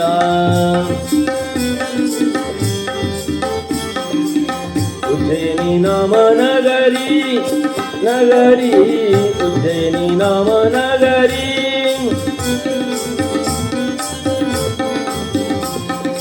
नगरी मनुनिर्मित नगरी. नगरी मनुनिर्मित नगरी. ಜಗ ಜಗಿಸುವ ಸಿರಿಕರದ ಕನ್ನಡಿಯೋ ಜಗದೊಳಗಿಲ್ಲದ ಸ್ವರ್ಣ ಗರಡಿಯೋ ನಗಜ ರಮಣನ ರಜತದ ಗಿರಿಯೋ ನಾಗ ನಗರಿಯ ಪ್ರಭೆಗಿಮ್ಮಡಿಯೋ ನಾಗ ರತ್ನದಿ ರಚಿಸಿದ ಗುಡಿಯೋ ನಿಗಡ ಮದನಕರ ಸುರಗಿಯ ಗಿಡಿಯೋ ಮೃಗಶಾಭಾಕ್ಷಿಯ ಎರಿಯೈ ಪುಡಿಯೋ. ಉಜ್ಜಯಿನಿ ನಾಮ ನಗರಿ ನಗರಿ ಮನುನಿರ್ಮಿತ ನಗರಿ. ನಗರಿ ಮನುನಿರ್ಮಿತ ನಗರಿ. ನವರತ್ನಗಳು ಸಾಲಿಂದಲೆಸೆವ ನವದ್ವಾರಗಳು ಆಧಾರಗಳು ತರದಿಂದ ತೋರ್ಪ ಮೇಲ್ಗಟ್ಟುಗಳು ಜಲಗಟ್ಟುಗಳು ಜಲಬಿಂದುಗಳಿಂದ ಆನಂದ ಕೊಡುವ ಆನಂದಿಗಳು. ಉಜ್ಜಯಿನಿ ನಾಮ ನಗರಿ ನಗರಿ ಮನುನಿರ್ಮಿತ ನಗರಿ. ನಗರಿ ಮನುನಿರ್ಮಿತ ನಗರಿ. ಉಜ್ಜಯಿನಿ ನಾಮ ನಗರಿ ನಗರಿ ಮನುನಿರ್ಮಿತ ನಗರಿ. ನಗರಿ ಮನುನಿರ್ಮಿತ ನಗರಿ. ನಮಃ ಪಾರ್ವತಿ ಪತಯೇ ಹರ ಹರ ಮಹಾದೇವ. ಭೂಖಂಡ ಇದು ಭಾರತ ಭೂಮಿ, ಪುಣ್ಯಭೂಮಿ, ದೇವಭೂಮಿ, ಧರ್ಮಭೂಮಿ, ತಪೋಭೂಮಿ, ಜ್ಞಾನಭೂಮಿ. ಭಾ ಅಂದರೆ ಬೆಳಕು, ಜ್ಞಾನದ ಬೆಳಕಿನಲ್ಲಿ ರತರಾಗಿರುವರು ನಾವು ಭಾರತೀಯರು. ಭವ್ಯವಾದ ಪರಂಪರೆ ಈ ಭೂಖಂಡಕ್ಕೆ ಇದೆ. ಅಂದು ಕೃತಯುಗ ಪದ್ಮಪುರಾಣ ವರ್ಣನೆ ಮಾಡ್ತದೆ. ಮಹಾಕಾಲನನ್ನೇ ಆರಾಧ್ಯ ದೈವವಾಗಿಸಿಕೊಂಡಂತಹ ಉಜ್ಜಯಿನಿಯ ದೊರೆ ವಿಕ್ರಮಾದಿತ್ಯ ಅತಿ ವೈಭವದ ನಗರ. ಅದು ಮನು ನಿರ್ಮಿತವಾದ ನಗರ ವರ್ಣನೆ ಮಾಡ್ತಾರೆ ಕವಿಗಳು. ನವರತ್ನಗಳು ಸಾಲಿಂದಲೆಸೆವ ನವ ದ್ವಾರಗಳು ಆಧಾರಗಳು ತರದಿಂದ ತೋರ್ಪ ಮೇಲ್ಗಟ್ಟುಗಳು ಜಲಗಟ್ಟುಗಳು ಜಲಬಿಂದುಗಳಿಂದ ಆನಂದ ಕೊಡುವ ಕಾರಂಜಿಗಳು ಕುಮಪುಂಜಿಗಳು ಬಣ್ಣ ಬಣ್ಣದ ದೀಪಗಳು ಅಲಂಕಾರಗಳು ಎಲ್ಲ ವೈಭವವಾದಂಥ ವ್ಯವಸ್ಥೆ ಉಜ್ಜಯಿನಿ ನಗರಕ್ಕೆ. ಪಟ್ಟಣದ ವೈಭವ ದಾಸರು ಭಾಳ ಸುಂದರವಾಗಿ ಕಟ್ಟಿ ಎಬ್ಬಿಸ್ತಾರೆ. ಅದೇ ದಾಸ ಸಾಹಿತ್ಯ ಕೇಳುವಾಗಲೇ ಆಸಕ್ತಿಯಿಂದ ಶ್ರವಣ ಮಾಡಬೇಕೆನ್ನುವಂಥ ವ್ಯವಸ್ಥೆ ಸಾಹಿತ್ಯದಲ್ಲಿ. ಪ್ರಾಸ ಈಗೆಲ್ಲ ಇಂಥದ್ದೆಲ್ಲ ಸಿಗೋದಿಲ್ಲ. ಇಂಥ ಸಾಹಿತ್ಯಗಳೆಲ್ಲ ಇವತ್ತು ನಮ್ಮಿಂದ ಸಾಕಷ್ಟು ದೂರ ಹೋಗ್ಬಿಡ್ತಾ ಇವೆ. ದಾಸ ಸಾಹಿತ್ಯ, ಶರಣ ಸಾಹಿತ್ಯ, ವಚನ ಸಾಹಿತ್ಯ ಇವೆಲ್ಲ ಮಕ್ಕಳಿಗೆ ಪಾಠಕ್ಕೆ ಬರ್ತಿತ್ತು. ಬಾಲ ಮಕ್ಕಳಿಗೆ ಎಲ್ಲ ಇಂಥ ಸಾಹಿತ್ಯಗಳಲ್ಲಿ ನಮ್ಮಿಂದ ಸಾಕಷ್ಟು ದೂರ ಹೋಗ್ಬಿಟ್ಟಿವೆ. ಸಾಹಿತ್ಯ ಇಲ್ವೇ? ಉಂಟು. ಕೇಳಿ ಮಕ್ಕಳನ್ನು. ಹಿಂದೆಲ್ಲ ಮಕ್ಕಳಿಗೆ ರಾಮಾಯಣ, ಭಾರತ, ಭಾಗವತ, ಉದ್ಗ್ರಂಥ, ಸದ್ಗ್ರಂಥಗಳ ಮಕ್ಕಳಿಗೆ ಪಾಠದಲ್ಲಿ ಸಿಕ್ತಿತ್ತು. ಈಗ ಮಕ್ಕಳು ಪಾಠ ತೆರೆದು ನೋಡಿ, ನೀ ಎಷ್ಟನೇತ್ಯೋ? 4ನೇತೆ. ಇನ್ನೊಂದು ಹಾಡು ಹೇಳೋ. ಕಪ್ಪು ಕಪ್ಪು ನಾನು ಕಪ್ಪು, ನೀನು ಕಪ್ಪು, ಅವನು ಕಪ್ಪು, ಇವನು ಕಪ್ಪು, ಕಂಡವರೆಲ್ಲ ಕಪ್ಪು ಅಲ್ವೇ? 4ನೇತ್ಯ. ಇರುವೆ ನಾನು ಇರುವೆ, ನೀನು ಇರುವೆ, ಅಲ್ಲೂ ಇರುವೆ, ಇಲ್ಲೂ ಇರುವೆ, ಮನೆ ತುಂಬ ಇರುವೆ. ನಾಯಿಯೊಂದು ಬಂದಿತ್ತು, ಬಗಳಿ ಕಚ್ಚಿತ್ತು. ಎಷ್ಟು ಸುಲಭ ಉಂಟು ಮಕ್ಕಳಿಗೆ. ಹಾಗಾಗಿ ಒಳ್ಳೊಳ್ಳೆ ಚಿಂತನೆಗಳಲ್ಲಿ ಇವತ್ತು ನಮ್ಮಿಂದ ಸಾಕಷ್ಟು ದೂರ ಹೋಗ್ಬಿಟ್ಟಿವೆ ಅಂತ. ಹಾಗಾಗಿ ಸಾಹಿತ್ಯ ಇಲ್ಲವೇ? ಉಂಟು. ಯಾವುದು? ಅದು ನಾನಿರುವುದು ನಿನಗಾಗಿ, ನೀನಿರುವುದು ನನಗಾಗಿ ಅಂತ. ಇನ್ನು ಪ್ರೌಢಶಾಲೆ ಮಕ್ಕಳ ಕಥೆನೇ ಬೇರೆ. ಶಿಕ್ಷಕರು ಪ್ರಶ್ನೆ ಮಾಡಿದರು, ಪ್ರತ್ಯೇಕವಾಗಿ ಪಠ್ಯೇತರವಾದ ಪ್ರಶ್ನೆ ಮಾಡಿದರು. ಕರ್ತವ್ಯ ಅಂದ್ರೆ ಏನು, ಭ್ರಮೆ ಅಂದ್ರೆ ಏನು? ಒಬ್ಬ ಎದ್ದ, ಸರ್ ಪಾಠ ಮಾಡೋದು ನಿಮ್ಮ ಕರ್ತವ್ಯ, ನಾವು ಕೇಳ್ತೀವಿ ಅನ್ನೋ ಭ್ರಮೆ ಅಂದ. ಒಂದೇ ವಾಕ್ಯದಲ್ಲಿ ಉತ್ತರ. ಹಾಗಾಗಿ ಯಾವ ಸಾಹಿತ್ಯ ಹೇಳೋಣ ಮಕ್ಕಳಿಗೆ? ಒಳ್ಳೊಳ್ಳೆ ಚಿಂತನೆಗಳೆಲ್ಲ ನಮ್ಮಿಂದ ಸಾಕಷ್ಟು ದೂರ ಹೋಗ್ಬಿಟ್ಟಿವೆ ಅಂತ. ಉಜ್ಜಯಿನಿಪುರದ ವೈಭವವನ್ನು ದಾಸರು ಅತಿ ಸುಂದರವಾಗಿ ವರ್ಣನೆ ಮಾಡ್ತಾರೆ.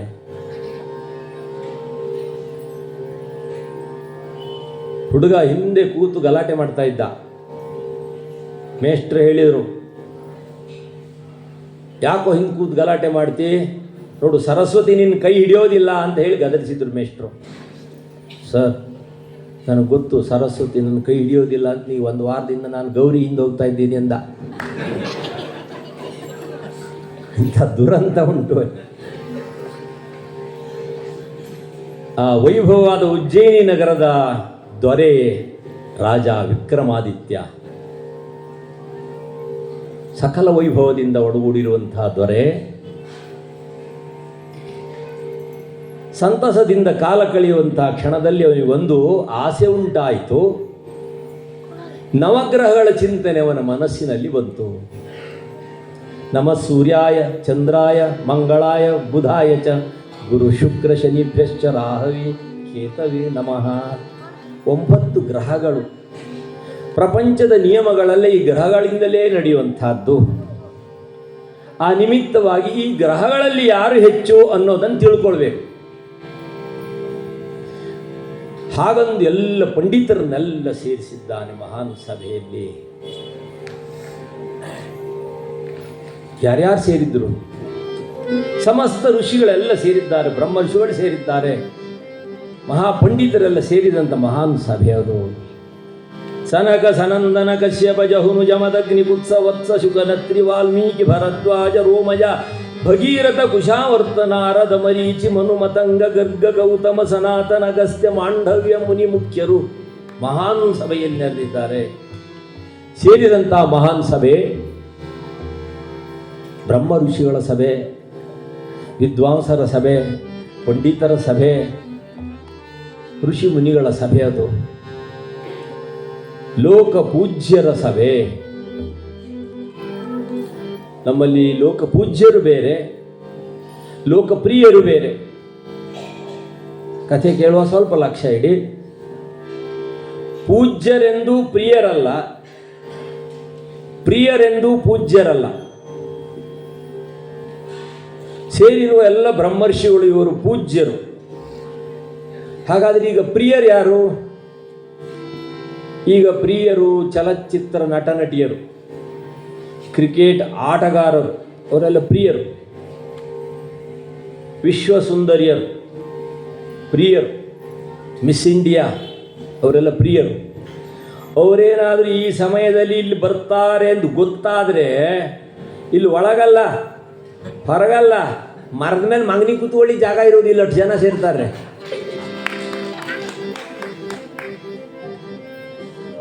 ಪ್ರಿಯರೇನಾದರೂ ಊರಿಗೆ ಬಂದರೆ ಅಷ್ಟು ಮಂದಿ ಸೇರ್ತಾರೆ. ಪೂಜ್ಯರು ಬಂದರೆ ಮಂದಿ ಸೇರದೇ ಇರಬಹುದು. ಆ ಸೇರಿದ ಮಂದಿ, ನೀವು ನಮ್ಮ ಊರಿಗೆ ಬಂದಿದ್ದೀರಿ, ನಮ್ಮ ಕೇರಿಗೆ ಬರ್ಬೇಕ್ರಿ, ನಮ್ಮ ಕೇರಿಗೆ ಬಂದಿದ್ದೀರಿ, ನಮ್ಮ ಮನೆಗೆ ಬರ್ಬೇಕ್ರಿ, ನಿಮ್ಮ ಪಾದಧೂಳಿ ನಮ್ಮ ಮನೆ ಬೀಳ್ಬೇಕ್ರಿ, ನಮ್ಮ ಮನೆಯೂ ಪಾವನ ಆಗ್ತದೆ, ನಮ್ಮ ಮನಸ್ಸು ಪಾವನ ಆಗ್ತದೆ ಅಂದ್ಕೊಳ್ತಾರೆ ಪೂಜ್ಯರು ಊರಿಗೆ ಬಂದರೆ. ಆದರೆ ಈಗ ನಮಗೆ ಮಕ್ಕಳಿಗೆ ಆದರ್ಶ ಕೊಡೋರು ಯಾರು? ಪೂಜ್ಯರೋ ಪ್ರಿಯರೋ? ಯಾರೋ ಹಿಂದೆ ಪ್ರಿಯರು ಅಂದರು. ಸರಿ ಸರಿ, ಪೂಜ್ಯರು ಅರ್ಥ ಗೊತ್ತಿದ್ದರು, ಪೂಜ್ಯರು ಅಂದರು, ಇಲ್ಲಿದ್ದು ಪ್ರಿಯರು ಅಂದರು. ಮಕ್ಕಳೆಲ್ಲ ಪ್ರಿಯರೇ ನಮಗೆ ಆದರ್ಶ ಕೊಡುವವರು ಅಂತಾರೆ ಅವರು. ಹಾಗಾಗಿ ನೋಡಿ, ಒಂದು ಕ್ರಿಕೆಟ್ ಪ್ರಾರಂಭ ಆಯಿತು ಅಂದ್ರೆ ಮನೆಯಲ್ಲಿ ಕಿರಿ ಕಿರಿ ಕಿರಿ ಕಿರಿ ಕ್ರಿಕೆಟ್ ಅಲ್ವೇ? ಅಡುಗೆ ಮನೇಲಿ ಊಟಕ್ಕೆ ತಯಾರಾಗೋದಿಲ್ಲ, ಮಕ್ಕಳು ಹೋಮ್ವರ್ಕ್ ಇಲ್ಲ. ಕೋಟಿ ಕೋಟಿ ಮಂದಿ ನಿರುದ್ಯೋಗದಿಂದ ಕಾಲ ಕಳೆಯುವಂಥ ಒಂದು ಸುವ್ಯವಸ್ಥೆ ಯಾವುದು ಹೇಳಿ? ಕ್ರಿಕೆಟ್. ಶ್ರೀಮಂತ ರಾಷ್ಟ್ರಗಳಲ್ಲಿ ಕ್ರಿಕೆಟಿಗೆ ಅವಕಾಶ ಇಲ್ಲ. 80 ವಯಸ್ಸಿನ ಮುದುಕ ನೀ ಕ್ರಿಕೆಟ್ನ ಹುಚ್ಚು ದಾಸರೇ 2020 ಏನಾಯ್ತು ಅಂತ ಕೇಳಿದ. ಅಲ್ಲ, ನಿನಗೆ 80 ದಾಟ್ತು, ನಿನಗೆ ಯಾಕೆ 2020? ಮಕ್ಕಳ ಆಡೋ ಆಟ ಆಡ್ಕೊಳ್ಳಿ, ಪರವಾಗಿಲ್ಲ ಅಂತೆ ಅಲ್ವೇ? ಡಾಕ್ಟ್ರಿಗೆ ಕ್ರಿಕೆಟ್ ಹುಚ್ಚು. ಎಮರ್ಜೆನ್ಸಿ ವಾರ್ಡ್ನಲ್ಲಿ ರೋಗಿ ಮಲಗಿಸಿದ್ದಾರೆ, ಟ್ರಾನ್ಸಿಸ್ಟರ್ ಕೊಬೇಟ್ರಿ ಓದ್ತಾ ಇದ್ದಾರೆ, ಹಿಡಿದು ಕೇಳ್ತಾ ಇದ್ದಾರೆ. ನಾಡಿ ಹಿಡಿದು ಪರೀಕ್ಷೆ ಮಾಡುವಾಗ ಇದ್ದಾಗ ಔಟ್ ಅಂತ ಹೋಗಿದ್ರು. ರೋಗಿ ಅಂದ, ನಾನು ಔಟ್ ಆಗಲಿಲ್ಲ ಡಾಕ್ಟ್ರೇ ಅಂದ. ನೀನಲ್ಲೂ ಔಟ್ ಆದ್ದು ಅಲ್ಲಿ ಅಂತ. ಇಷ್ಟು ಹುಚ್ಚು. ಬ್ರಹ್ಮ ಋಷಿಗಳೆಲ್ಲ ಪೂಜ್ಯರು. ಹಾಗಾಗಿ ಅವರು ಪೂಜ್ಯರು ಅಂತಂದ್ರೆ ಏನು ಬರೆಯುವಾಗ ನೋಡಿ, ಪೂಜ್ಯ ಅಂದರೆ 0 ಅಂದರೆ ಅಲ್ಲಿ ಏನಿಲ್ಲ ಅಂತ. ಆದರೆ ಅದಕ್ಕೆ ಇನ್ನೊಂದು ಅರ್ಥ, ಅದು ಪರಿಪೂರ್ಣ ವಸ್ತು. ಹಾಗಾಗಿ ಅದು ಪೂಜ್ಯರು ಅಂತಂದ್ರು. ಮಹಾನ್ ಸಭೆ ಅದು. ವಿದ್ವಾಂಸರೆಲ್ಲ ಸೇರಿದಂಥ ಮಹಾನ್ ಸಭೆಯಲ್ಲಿ ನವಗ್ರಹಗಳಲ್ಲಿ ಶ್ರೇಷ್ಠವಾದದ್ದು ಯಾವುದೆಂಬುದಾಗಿ ತಿಳಿಯಬೇಕೆಂಬ ಆತುರತೆಯಿಂದ ವಿಕ್ರಮ ಒಬ್ಬೊಬ್ಬರನ್ನೇ ಕೇಳ್ತಾನೆ. ಮೊದಲನೇ ಪಂಡಿತ ಹೇಳಿದ, ಭಗವಾನ್ ಭಾಸ್ಕರ ಶ್ರೇಷ್ಠ ಅಂದ, ಸೂರ್ಯದೇವ ಶ್ರೇಷ್ಠ. ಒಂದು ಲೋಕಕ್ಕೆ ಕಣ್ಣಾಗಿರುವ, 2 ಬಗೆಯಲ್ಲಿ ನಡೆಯುವ, 3 ಮೂರ್ತಿಗಳನ್ನು ಒಳಗೊಂಡಿರುವ, 4 ವೇದದಲ್ಲಿ ಬರುವ, 5ನೇ ಅಂಗದಲ್ಲಿ ಕಾಣಿಸುವ, 6 ಋತುಗಳಲ್ಲಿರುವ, 7 ಕುದುರೆಗಳನ್ನು ರಥಕ್ಕೆ ಕಟ್ಟಿರುವ ಭಗವಾನ್ ಭಾಸ್ಕರನೇ ಶ್ರೇಷ್ಠ. ಅವನನ್ನು ಕಾಣದಿದ್ದವ್ರು ಯಾರೂ ಇಲ್ಲ. 8 ಗಂಟೆ ನಂತರ ಅಂತೂ ಹೇಳೋರೆಲ್ಲ ಸೂರ್ಯ ವಂಶದವರೇ, ಅವನ ವಂಶದವರೇ ಜಾಸ್ತಿ ಇದ್ದಾರೆ. ಇಲ್ಲೇನೋ ಹೇಗೋ ಗೊತ್ತಿಲ್ಲ ನಮಗೆ. 8 ಗಂಟೆ ಮೇಲೆ ಹೇಳೋರೆಲ್ಲ ಸೂರ್ಯ ವಂಶದವರು ಅಂತ.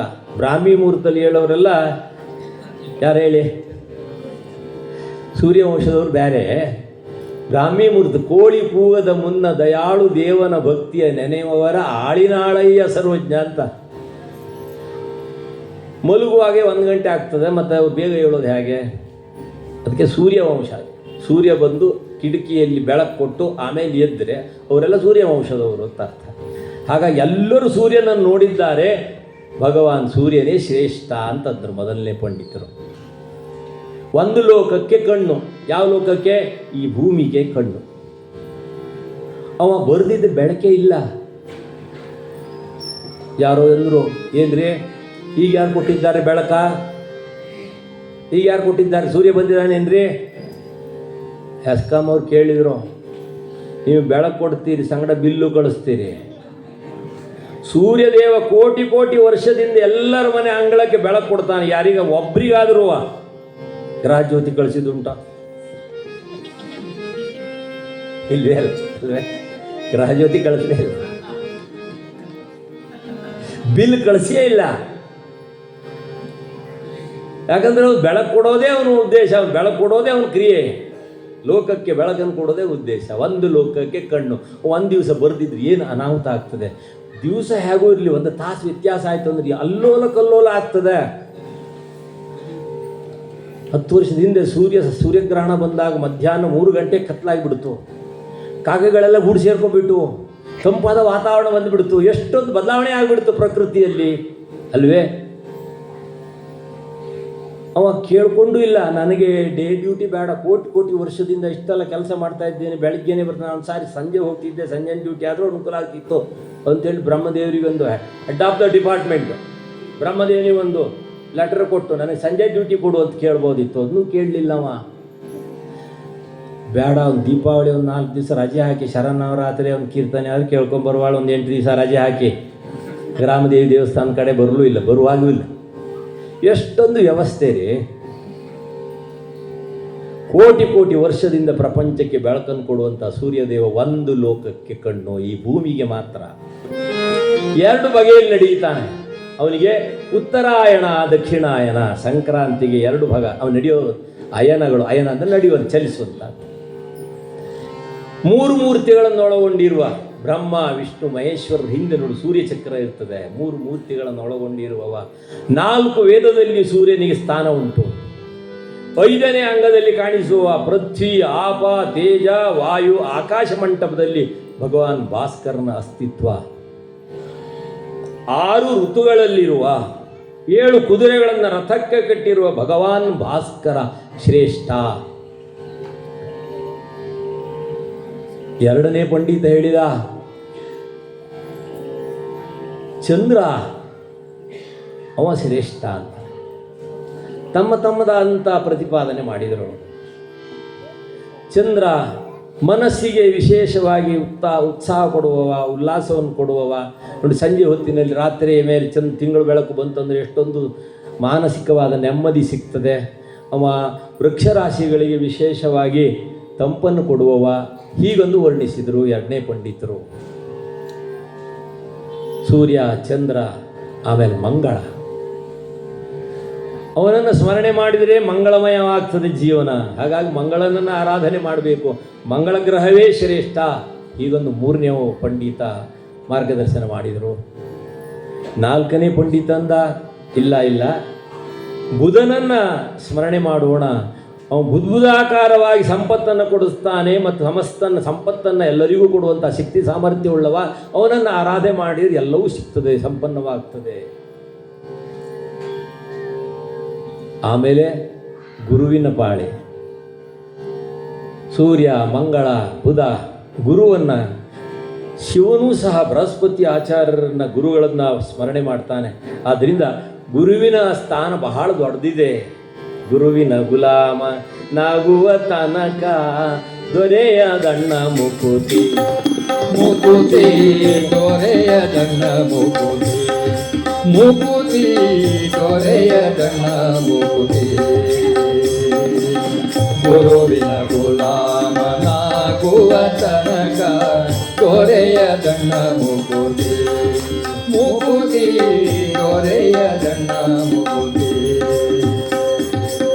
ಪರಿಪರಿ ಶಾಸ್ತ್ರವ ಓದಿದರೇನು, ಪರಿಪರಿ ಶಾಸ್ತ್ರವ ಓದಿದರೇನು, ವ್ಯರ್ಥವಾಯಿತೋ ಭಕುತಿ ಭಕುತಿ, ವ್ಯರ್ಥವಾಯಿತೋ ಭಕುತಿ ಭಕುತಿ.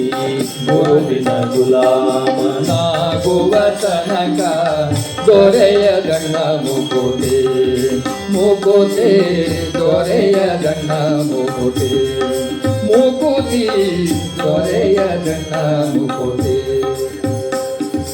ಗುರು ಮಹಾರಾಜ್ ಗುರು ಜೈ ಜೈ ಪರಬ್ರಹ್ಮ ಸದ್ಗುರು. ಗುರು ಮಹಾರಾಜ್ ಗುರು ಜೈ ಜೈ ಪರಬ್ರಹ್ಮ ಸದ್ಗುರು. ಗುರು ಮಹಾರಾಜ್ ಗುರು ಜೈ ಜೈ ಪರಬ್ರಹ್ಮ ಸದ್ಗುರು. ಪರಬ್ರಹ್ಮ ಸದ್ಗುರು ದಯಾಳ ಪರಬ್ರಹ್ಮ ಸದ್ಗುರು. ಪರಬ್ರಹ್ಮ ಸದ್ಗುರು ದಯಾಳ ಪರಬ್ರಹ್ಮ ಸದ್ಗುರು.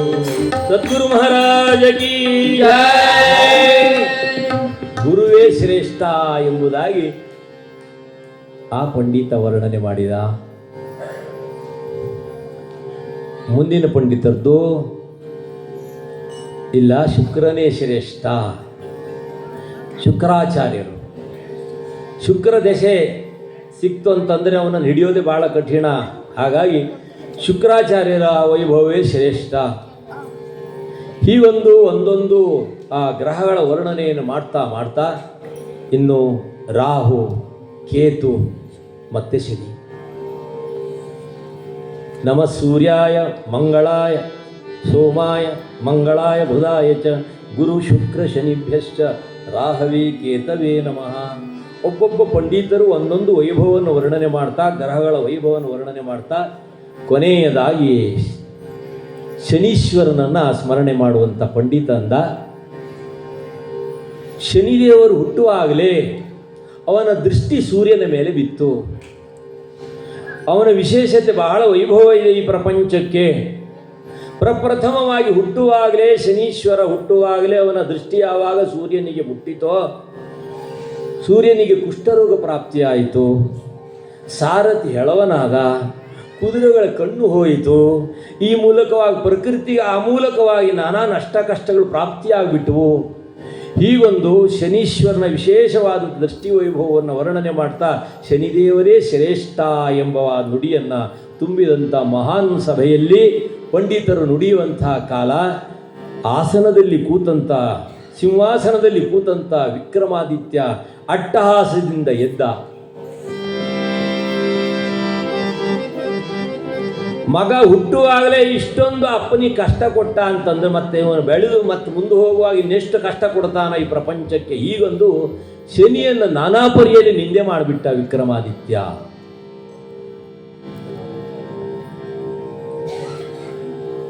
ಆ ಸಮಯ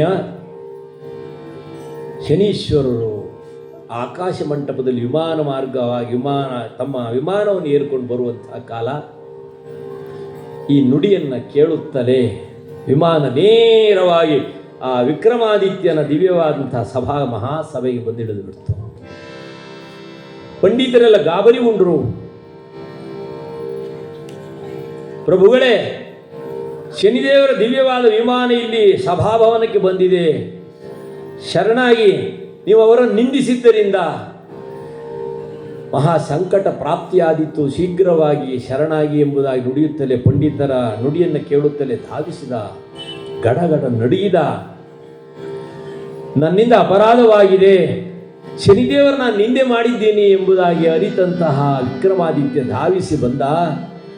ಆ ಶನೀಶ್ವರನ ಪಾದಾರವಿಂದದಲ್ಲಿ ಹೊರಳಾಡಿದ, ನನ್ನಿಂದ ಅಪರಾಧವಾಗಿದೆ, ಕ್ಷಮಿಸು ನನ್ನನ್ನು, ಉದ್ಧರಿಸು ನನ್ನನ್ನು, ಅನುಗ್ರಹಿಸು ನನ್ನನ್ನು ಎಂಬುದಾಗಿ ತುಂಬಿದ ಸಭೆಯಲ್ಲಿ ಬಿದ್ದು ಬೇಡುವೆ ದೇವ, ನಿನ್ನನ್ನು ಪ್ರಾರ್ಥನೆ ಮಾಡ್ತಾ ಇದ್ದೀನಿ, ನನ್ನನ್ನು ರಕ್ಷಿಸು, ಹೀಗೊಂದು ಕ್ಷಮೆ ಯಾಚಿಸಿದ.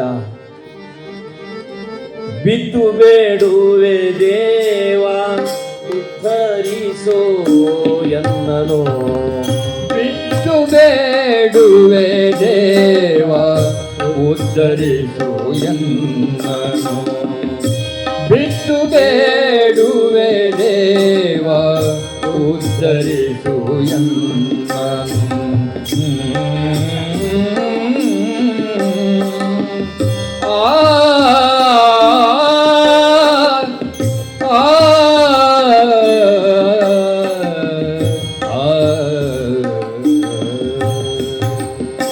ಬಿದ್ದು ಬೇಡುವೆ ದೇವ ಉದ್ಧರಿಸು ಎನ್ನನು. ವಿಕ್ರಮಾದಿತ್ಯ ಧಾವಿಸಿ ಬಂದ, ಶನೀಶ್ವರ ದೇವರ ಚರಣಾರವಿಂದದಲ್ಲಿ ಹೊರಳಾಡಿದ. ನನ್ನಿಂದ ಅಪರಾಧವಾಗಿದೆ. ತುಂಬಿದಂಥ ಮಹಾನ್ ಸಭೆಯಲ್ಲಿ ನವಗ್ರಹಗಳಲ್ಲಿ ಯಾರು ಶ್ರೇಷ್ಠ ಎಂಬುದಾಗಿ ತಿಳಿಯುವುದಕ್ಕೋಸ್ಕರವಾಗಿ ಈ ಕೈಂಕರ್ಯವನ್ನು ನಡೆಸಿದ್ದು ನಿಜ. ಆದರೆ ಶನಿದೇವರ ಕ್ರೂರ ದೃಷ್ಟಿಯಿಂದ ತಂದೆಯಾದಂಥ ಸೂರ್ಯನ ಮೇಲೆ ಆದಂಥ ಮತ್ತು ಸಾರಥಿ, ಕುದುರೆ, ಇದಕ್ಕೆಲ್ಲ ದೃಷ್ಟಿ ಮಾತ್ರದಿಂದ ನಾನಾ ರೀತಿಯ ನಷ್ಟವನ್ನು ಹೊಂದಿರೋಣವಾದ್ದರಿಂದ ನಿಂದಿಸಿದೆ ಸ್ವಾಮಿ, ನನ್ನನ್ನು ತಪ್ಪಾಗಿದೆ. ಗುಬ್ಬಿಯ ಮೇಲೆ ಬ್ರಹ್ಮಾಸ್ತ್ರವೇ, ಅಯ್ಯ ವಿಕ್ರಮ, ನನ್ನ ಪರಾಕ್ರಮವನ್ನು ನೀನು ತಿಳಿಯಬೇಕು, ನನ್ನ ಮಹತ್ವವನ್ನು ನೀನು ಅರಿಯಬೇಕೆಂಬುದಾಗಿ ಕ್ಷಮಿಸಲಾರೆ. ಸಮಯ ಬಂದಾಗಿದರ ಮಾರ್ಗದರ್ಶನ ನಿನಗೆ ಆಗ್ತದೆ. ಈ ಒಂದು ತುಂಬಿದಂಥ ಮಹಾನ್ ಸಭೆಯಲ್ಲಿ ತಾನು ಶನಿದೇವ ಹೊರಟೇ ಬಿಟ್ಟ. ವಿಕ್ರಮಾದಿತ್ಯನಿಗೆ ಸಹಿಸಲಿಕ್ಕೆ ಅಸಾಧ್ಯವಾಯಿತು. ಪುರೋಹಿತರನ್ನು ಕರೆಸ್ತಾನೆ. ತನ್ನ ರಾಜ್ಯದ ಕಾರ್ಯಭಾರವನ್ನೆಲ್ಲ ಸಡಿಲಗೊಳಿಸಿದ. ಈ ನಿಯಮದಿಂದ ಮುಕ್ತವಾಗಲಿಕ್ಕೆ ಮಾರ್ಗ ಯಾವುದು ಅಂತ ಕೇಳ್ತಾನೆ ಪುರೋಹಿತರಲ್ಲಿ. ಪುರೋಹಿತ ಎಂಬ ಶಬ್ದಕ್ಕೆ ಏನರ್ಥ? ಪೂರ್ವದಿಂದಲೂ ಶಿಷ್ಯರ ಹಿತಚಿಂತನೆ ಮಾಡುವವ ಪುರೋಹಿತ. ಹಾಗಾಗಿ ವಿಕ್ರಮನನ್ನು ಬಳಿ ಸಾರಿ ಪುರೋಹಿತರು ಮಾರ್ಗದರ್ಶನ ಮಾಡಿದರು. ಅಯ್ಯ, ಶನಿಯ ಪೀಡೆ ಕಡಿಮೆ ಆಗೋದಿಲ್ಲ, ಆದರೆ ಅದನ್ನು ಸಹಿಸುವಂಥ ಮಾರ್ಗವನ್ನು ನಿನಗೆ ಮಾರ್ಗದರ್ಶನ ಮಾಡ್ತೀನಿ. ಪ್ರತಿನಿತ್ಯ ಬ್ರಾಹ್ಮಿ ಮುಹೂರ್ತದಲ್ಲಿ ಎದ್ದು ಸ್ನಾನವಂಗೈದು ನಿತ್ಯಾನ್ನಿಕವನ್ನು ಪೂರೈಸಿ ಶನಿದೇವರ ನಾಮವನ್ನು ನಿರಂತರ ಸ್ಮರಣೆ ಮಾಡು. ಅಷ್ಟೇ ಅಲ್ಲ, ಕುದುರೆಯ ನಾಲಿನಿಂದ ಮಣ್ಣಿನ ಗಡಿಗೆಯ ಮೇಲೆ ಶನೀಶ್ವರನ ಪ್ರತಿಮೆಯನ್ನು ಇಟ್ಟು ಎಣ್ಣೆಯಿಂದ ನಿತ್ಯ ಆತನಿಗೆ ಸ್ನಾನ ಮಾಡುವಂತಹದ್ದು. ಮಾತ್ರ ಅಲ್ಲ, ಓಂ ಶಂ ಶನೈಶ್ವರಾಯ ನಮಃ, ಓಂ ಶಂ ಶನೈಶ್ವರಾಯ ನಮಃ, ಓಂ ಶಂ ಶನೈಶ್ವರಾಯ ನಮಃ ಆ ನಾಮವನ್ನು ಸ್ಮರಣೆ ಮಾಡ್ತಾ 23,000 ಜಪವನ್ನು ನಾಮಸ್ಮರಣೆ ಆಗಬೇಕು. ಈಗೊಂದು ಮಾರ್ಗದರ್ಶನ ಮಾಡ್ತಾರೆ. ಅದಕ್ಕಾಗಿ ಯಾರು ದೋಷ ಇದ್ದವರೆಲ್ಲ ಒಂದ್ಸರಿ ಸ್ಮರಣೆ ಮಾಡಿ, ಓಂ ಶಂ ಶನೈಶ್ವರಾಯ ನಮಃ, ಓಂ ಶಂ ಶನೇಶ್ವರಾಯ ನಮಃ, ಓಂ ಶಂ ಶನೈಶ್ವರಾಯ ನಮಃ, ಓಂ ಶಂ ಶನೇಶ್ವರಾಯ ನಮಃ, ಓಂ ಶಂ ಶನೈಶ್ವರಾಯ ನಮಃ, ಓಂ ಶಂ ಶನೇಶ್ವರಾಯ ನಮಃ. ಶನೈಶ್ವರ ಮಹಾರಾಜ ಕೀ ನೀಲಾಂಜನ ಸಮಾಭಾಸಂ. ಭಾಸಂ ಬರ್ತದ ಯಾರಿಗೂ ಎಲ್ಲರ ಭಟ್ಟ ರವಿಪುತ್ರಂ ಯಮಾಗ್ರಜಂ ಛಾಯಾಮಾರ್ಥಾಂಡ ಸಂಭೂತಂ ತನ್ನಮಾಮಿ ಶನೀಶ್ವರಂ. ಆ ನಾಮವನ್ನು ಸ್ಮರಣೆ ಮಾಡಿ ಪ್ರತಿನಿತ್ಯ ಶನೀಶ್ವರನ ಚಿಂತನೆ ಮಾಡೋಣ. ನಿನಗೆ ಸಹಿಸುವಂಥ ಸಾಮರ್ಥ್ಯವಾದರೂ ಬರ್ತದೆ ಅಂತ ಹೇಳಿದರು ಪುರೋಹಿತರು. ಅವ ಕೊಡುವಂತಹ ಶನೀಶ್ವರ ಕೊಡುವಂಥ ಶಿಕ್ಷೆಯನ್ನು ಸಹಿಸುವ ಸಾಮರ್ಥ್ಯ, ಎದುರಿಸುವ ಸಾಮರ್ಥ್ಯ ನಿನಗೆ ಪ್ರಾಪ್ತಿಯಾಗ್ತದೆ. ಆದ್ದರಿಂದ ಪ್ರತಿನಿತ್ಯ ಶನೀಶ್ವರ ನಾಮಸ್ಮರಣೆಯನ್ನು ಮಾಡ್ತಾ ಕಾಲವನ್ನು ಕಳೆ ಎಂಬುದಾಗಿ ಪುರೋಹಿತರು ಮಾರ್ಗದರ್ಶನ ಮಾಡಿದರು. ಅದರಂತೆ ಪ್ರತಿನಿತ್ಯ ಶನೀಶ್ವರ ಜಪವನ್ನು ಮಾಡ್ತಾ ಆ ಸೇವಾ ಕೈಂಕರ್ಯದಲ್ಲಿ ತನ್ನನ್ನು ತಾನು ತೊಡಗಿಸಿಕೊಂಡ ವಿಕ್ರಮಾದಿತ್ಯ. ಇತ್ತಲ ಶನೀಶ್ವರ ಇವನ ರಾಶಿಗೆ ಬರುವೆನೆಂಬುದಾಗಿ ಪೂರ್ವಭಾವಿಯಾಗಿಯೇ ತಿಳಿಸಿದ್ದಾನೆ. ಕನ್ಯಾ ರಾಶಿಗೆ ಪ್ರವೇಶ ಮಾಡ್ತೀನಿ ಎಂಬುದಾಗಿ ತಿಳಿಸಿರೋಣವಾದ್ದರಿಂದ ಯಾರಿಗೂ ತಿಳಿಯದಂತೆ ಶನೀಶ್ವರ ತನ್ನ ರೂಪವನ್ನು ಮರೆಮಾಚಿ ಕುದುರೆ ಮಾರುವ ನೆಪದಲ್ಲಿ ವಿಕ್ರಮಾದಿತ್ಯನ ರಾಜ್ಯವನ್ನು ಪ್ರವೇಶ ಮಾಡಿದ. ತನ್ನ ಮಹತ್ವವನ್ನು ಈತನ ಮೂಲಕವಾಗಿ ಪ್ರಪಂಚಕ್ಕೆ ತಿಳಿಸಬೇಕು, ವಿಕ್ರಮಾದಿತ್ಯನ ಮೂಲಕವಾಗಿ ತನ್ನ ಮಹತ್ವವನ್ನು ಪರಿಚಯಿಸಬೇಕೆಂಬ ಸಂಕಲ್ಪವನ್ನು ತೊಟ್ಟಂಥ ಶನೀಶ್ವರ ತನ್ನ ರೂಪವನ್ನು ಮರೆಮಾಚಿ ಕುದುರೆ ಮಾರುವ ನೆಪದಿಂದ ಆ ವಿಕ್ರಮಾದಿತ್ಯನ ರಾಜ್ಯಕ್ಕೆ ಬರ್ತಾನೆ. ಆ ಸುಂದರವಾದ ಕುದುರೆಯನ್ನು ನೋಡಿ ಮಂದಿ ಹೇಳಿದರು, ಇದು ಸಾಮಾನ್ಯರು ಕೊಳ್ಳುವಂಥ ಕುದುರೆ ಅಲ್ಲ, ಇದನ್ನು ರಾಜನಾದ ವಿಕ್ರಮಾದಿತ್ಯನೇ ತೆಗೆದುಕೊಳ್ಳುವಂಥದ್ದು, ಅಷ್ಟೊಂದು ವಿಶೇಷವಾದಂಥ ಕುದುರೆ. ಹೀಗೊಂದು ಜನ ವಾರ್ತೆಯನ್ನು ಮುಟ್ಟಿಸಿದರು ಪ್ರಭುಗಳಿಗೆ, ವಿಕ್ರಮರಾಜನಿಗೆ. ಶನೀಶ್ವರ ತನ್ನ ರೂಪವನ್ನು ಮರೆಮಾಚಿ ಬಂದಿದ್ದಾನೆ. ರಾಜ ವಿಕ್ರಮ ಆ ಕುದುರೆಯನ್ನು ನೋಡ್ತಾನೆ. ಅತಿ ಸುಂದರವಾದಂಥ ಕುದುರೆ. ಕೇಳಿದ, ಇದ್ರ ಬೆಲೆ ಏನು ಅಂತ ಕೇಳಿದ.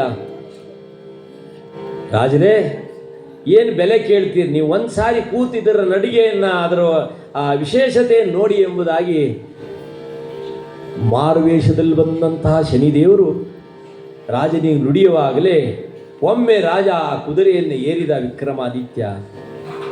ಒಮ್ಮೆ ಚಾಟಿಯಿಂದ ಒಂದು ಏಟನ್ನು ಕೊಟ್ಟ.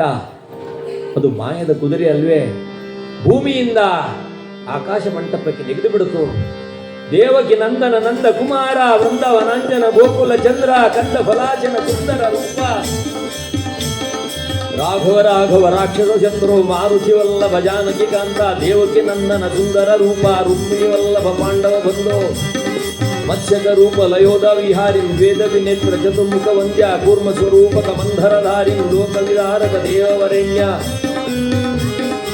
ಉತ್ಕರ ರೂಪಕ ದಾನವ ಶತ್ರು ಭೂಮಿ ವಿಧಾರಕ ದೇವವರಾಂಗ ದೇವ ನರಸಿಂಹ ಹಿರಣ್ಯಕ ಶತ್ರು ಸರ್ವಭಯಾಂತಕ ದೈವತ ಬಂಧೋ ವಾಮನ ವಾಮನ ಮಾನವ ವೇಷ ದೈತ್ಯ ಕುಲಾಂತಕ ಕಾರಣ ರೂಪ ರಾಮ ಪ್ರಭುತ್ವ ಸೂಚಿತ ದೀಪ್ತೆ ಚಂದ್ರ ಕುಲಾಂತಕ ಶಂಭವರೇಣ್ಯ ರಾಘವ ರಾಘವ ರಾಕ್ಷಸ ಶತ್ರು ಮಾರುತಿ ವಲ್ಲಭ ಜಾನಕಿ ಕಾಂತ ದೇವಕಿ ನಂದನ ಸುಂದರ ರೂಪ ರುಕ್ಮಿಣಿ ವಲ್ಲಭ ಪಾಂಡವ ಬಂಧೋ ಲಕ್ಷ್ಮೀ ರಮಣ ಗೋವಿಂದ ಗೋವಿಂದ ನಮಃ ಪಾರ್ವತಿ ಪತಯೇ ಹರ ಹರ ಮಹಾದೇವ. ಯಾವಾಗ ಆ ದಿವ್ಯವಾದಂಥ ತೇಜವನ್ನ ಕುದುರೆಯನ್ನ ಏರಿದನೋ ಅದು ಭೂಮಂಡಲವನ್ನು ಬಿಟ್ಟು ಆಕಾಶಕ್ಕೆ ನೆಗೆದು ಬಿಡುತ್ತಂತೆ. ಒಂದು ಕ್ಷಣ ಅಚ್ಚರಿ ಆಯಿತು ವಿಕ್ರಮಾದಿತ್ಯನಿಗೆ. ಸುಂದರವಾದ ನದಿಯ ತಟಾಕಕ್ಕೆ ಬಂದು ಕುದುರೆ ಇಳೀತು. ಸುತ್ತ ನೋಡಿದರೆ ಗೊಂಡಾರಣ್ಯ, ಮಹಾ ಅರಣ್ಯದ ಮಧ್ಯದಲ್ಲಿ ಹರಿಯುವ ನದಿಯ ಪಕ್ಕದಲ್ಲಿ ಬಂದು ಕುದುರೆ ನಿಂತಿತ್ತು. ಒಂದು ಕ್ಷಣ ಸುತ್ತೆಲ್ಲ ನೋಡಿದ. ವಿಕ್ರಮ ಕುದುರೆಯಿಂದ ಇಳಿತಾನೆ.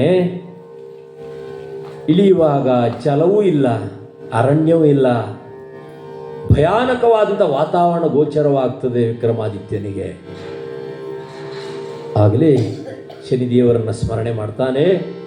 ಇದು ಶನಿಯ ಮಹಿಮೆ ಎಂಬುದಾಗಿ ಅರಿತ ಶನೀಶ್ವರನ ನಾನಾ ಪರಿಯಲ್ಲಿ ಸ್ಮರಣೆ ಮಾಡಿದ. ಬಂದಂಥ ಕಷ್ಟವನ್ನು ಎದುರಿಸುವಂಥ ಸಾಮರ್ಥ್ಯ ಅವನ ನಾಮ. ಓಂ ಶಂ ಶನೈಶ್ವರಾಯ ನಮಃ, ಓಂ ಶಂ ಶನೈಶ್ವರಾಯ ನಮಃ. ನಿರಂತರ ಪುರೋಹಿತರ ಮಾರ್ಗದರ್ಶನದಂತೆ ನಾಮಸ್ಮರಣೆಯಲ್ಲಿ ಕಾಲ ಕಳೀತಾ ಇದ್ದಾನೆ ವಿಕ್ರಮ. ಈಗ ಜಲವೂ ಇಲ್ಲ, ನೆಲದಲ್ಲಿ ಸುಂದರವಾದ ಅರಣ್ಯ ಇತ್ತು, ಆ ಅರಣ್ಯ ಇಲ್ಲ, ನದಿಯ ನೀರಿಲ್ಲ. ಈ ಸ್ಥಿತಿಯಲ್ಲಿ ಭಯಾನಕವಾದ ವಾತಾವರಣ, ಕತ್ತಲೆ ಆಗ್ತಾ ಇದೆ, ಸೂರ್ಯಾಸ್ತವಾಗ್ತಾ ಇದೆ. ಇದು ಶನಿದೇವರ ಪ್ರಭಾವ ಎಂಬುದಾಗಿ ಅರಿತಿದ್ದಾನೆ ವಿಕ್ರಮರಾಜ. ಇತ್ತಲ ಅರಮನೆಯಲ್ಲಿ ಬಂದಂಥ ಶನಿದೇವರು, ಮಾರುವೇಷದಲ್ಲಿರುವಂಥ ಶನಿದೇವರು, ನನ್ನ ಕುದುರೆಯೂ ಹೋಯಿತು, ರಾಜನೂ ಹೋಗ್ಬಿಟ್ಟ, ನನ್ನ ಕುದುರೆ ಬೆಲೆ ಏನೆಂಬುದಾಗಿ ಅದನ್ನು ಕೇಳಿ ತಾನು ತೆಗೆದುಕೊಳ್ಬೇಕೆಂಬುದಾಗಿ ನಿರ್ಣಯಿಸಿ 1,00,000 ವರಾಹವನ್ನು ಮಂತ್ರಿಗಳಿಂದ ಕೇಳಿ ತಗೊಂಡ. ರಾಜ ಕುದುರೆಯನ್ನೆಲ್ಲ ಹೊಡ್ಕೊಂಡು ಹೋದ ಅಂತೆ. ಆದರೆ ಅರಿಯದ ವಿಷಯವೇ ಶನೀಶ್ವರನಿಗೆ, ತಾನೇ ಇದ್ದು ಪವಾಡವನ್ನು ಮಾಡಿದ್ದಾನೆ, ಈ ಕಾರ್ಯವನ್ನು ನಡೆಸಿದ್ದಾನೆ.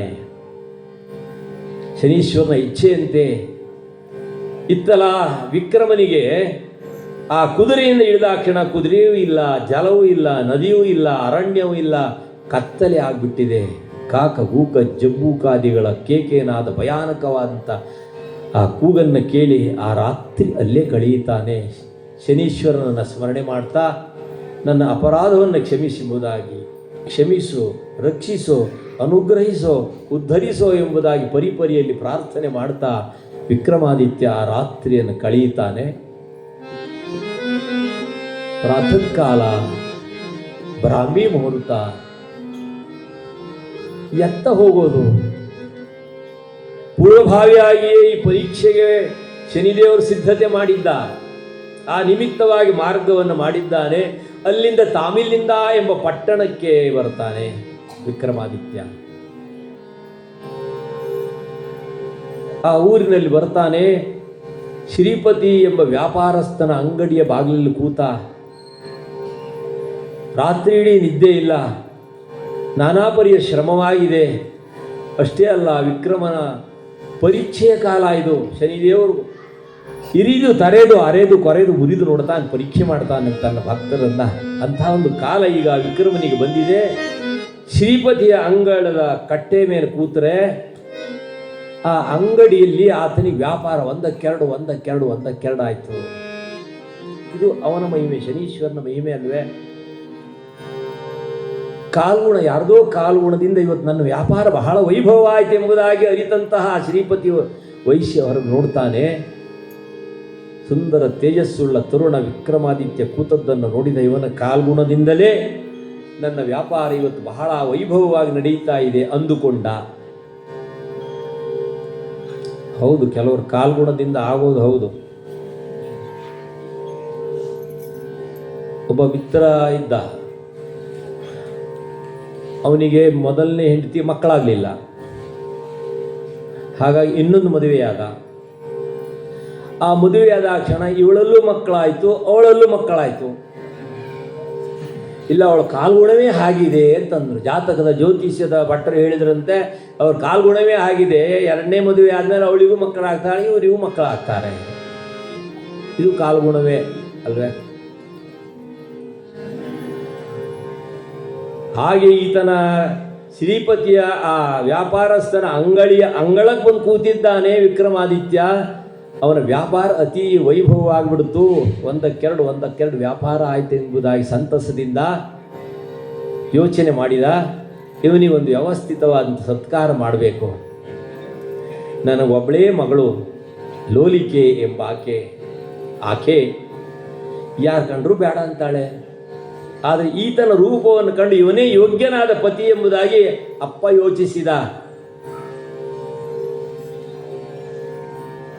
ಹೌದು, ಈಗಲೂ ಹಾಗೆ ಮಕ್ಕಳು ನೋಡಿ, ಮದುವೆ ವಯಸ್ಸು ಬಂದರೂ ಡಾಕ್ಟರ್ ಬೇಡ ಅಂತಾರೆ, ಇಂಜಿನಿಯರಿಂಗ್ ಬೇಡ ಅಂತಾರೆ, ಸಿ ಆದವ್ರು ಬೇಡ ಅಂತಾರೆ, ಭಟ್ರು ಬೇಡ ಅಂತಾರೆ.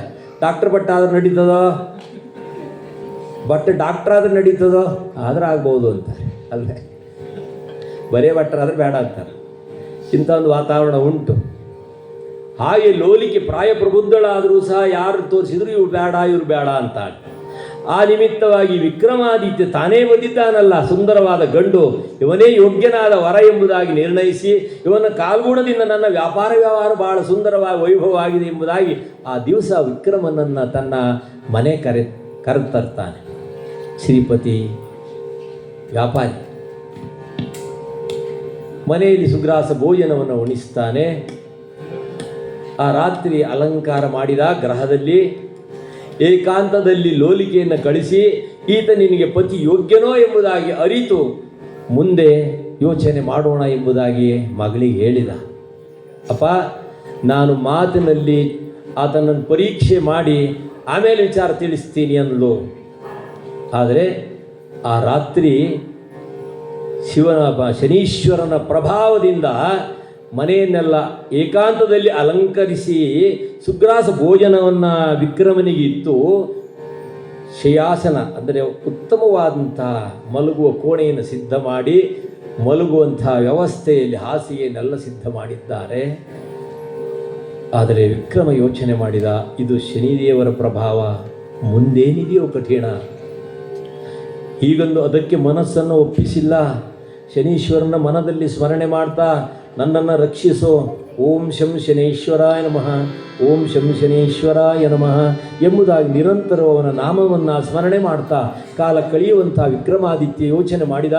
ಆ ಸುಂದರವಾದ ಅಲಂಕೃತವಾದಂಥ ಕೋಣೆಯನ್ನು ಪ್ರವೇಶ ಮಾಡುವಾಗ ಇದೂ ಸಹ ಶನೀಶ್ವರನ ಏನೋ ಒಂದು ಪವಾಡ ಇದೆ, ಮುಂದೇನೋ ಕಷ್ಟ ನನ್ನ ಪಾಲಿಗೆ ಕಾದು ನಿಂತಿದೆ, ಪರೀಕ್ಷೆಯ ಕ್ಷಣ. ಹಿಂದೆ ಕುದುರೆ ಮೇಲೆ ಬಂದ ಹಾಗೆ ಅಲ್ವೇ? ಕುದುರೆ ಮೇಲೆ ಬಂದ, ಕುದುರೆಯೂ ಇಲ್ಲ, ನೀರೂ ಇಲ್ಲ, ಆಮೇಲೆ ಅರಣ್ಯವೂ ಇಲ್ಲ, ಸೂರ್ಯಾಸ್ತವಾಗಿದೆ. ಅದೇ ರೀತಿ ಏನೋ ಮುಂದೆ ನನ್ನ ಪಾಲಿಗೆ ಪರೀಕ್ಷೆಯ ಕಾಲ ಬಂದಿದೆ. ಆದರೆ ಶರೀರದಲ್ಲಿ ಆಯಾಸವಾಗಿರೋಣ, ಆತನಿಗೆ ತಕ್ಷಣ ನಿದ್ದೆ ಬಂದುಬಿಡುತ್ತು ಆ ವಾತಾವರಣಕ್ಕೆ.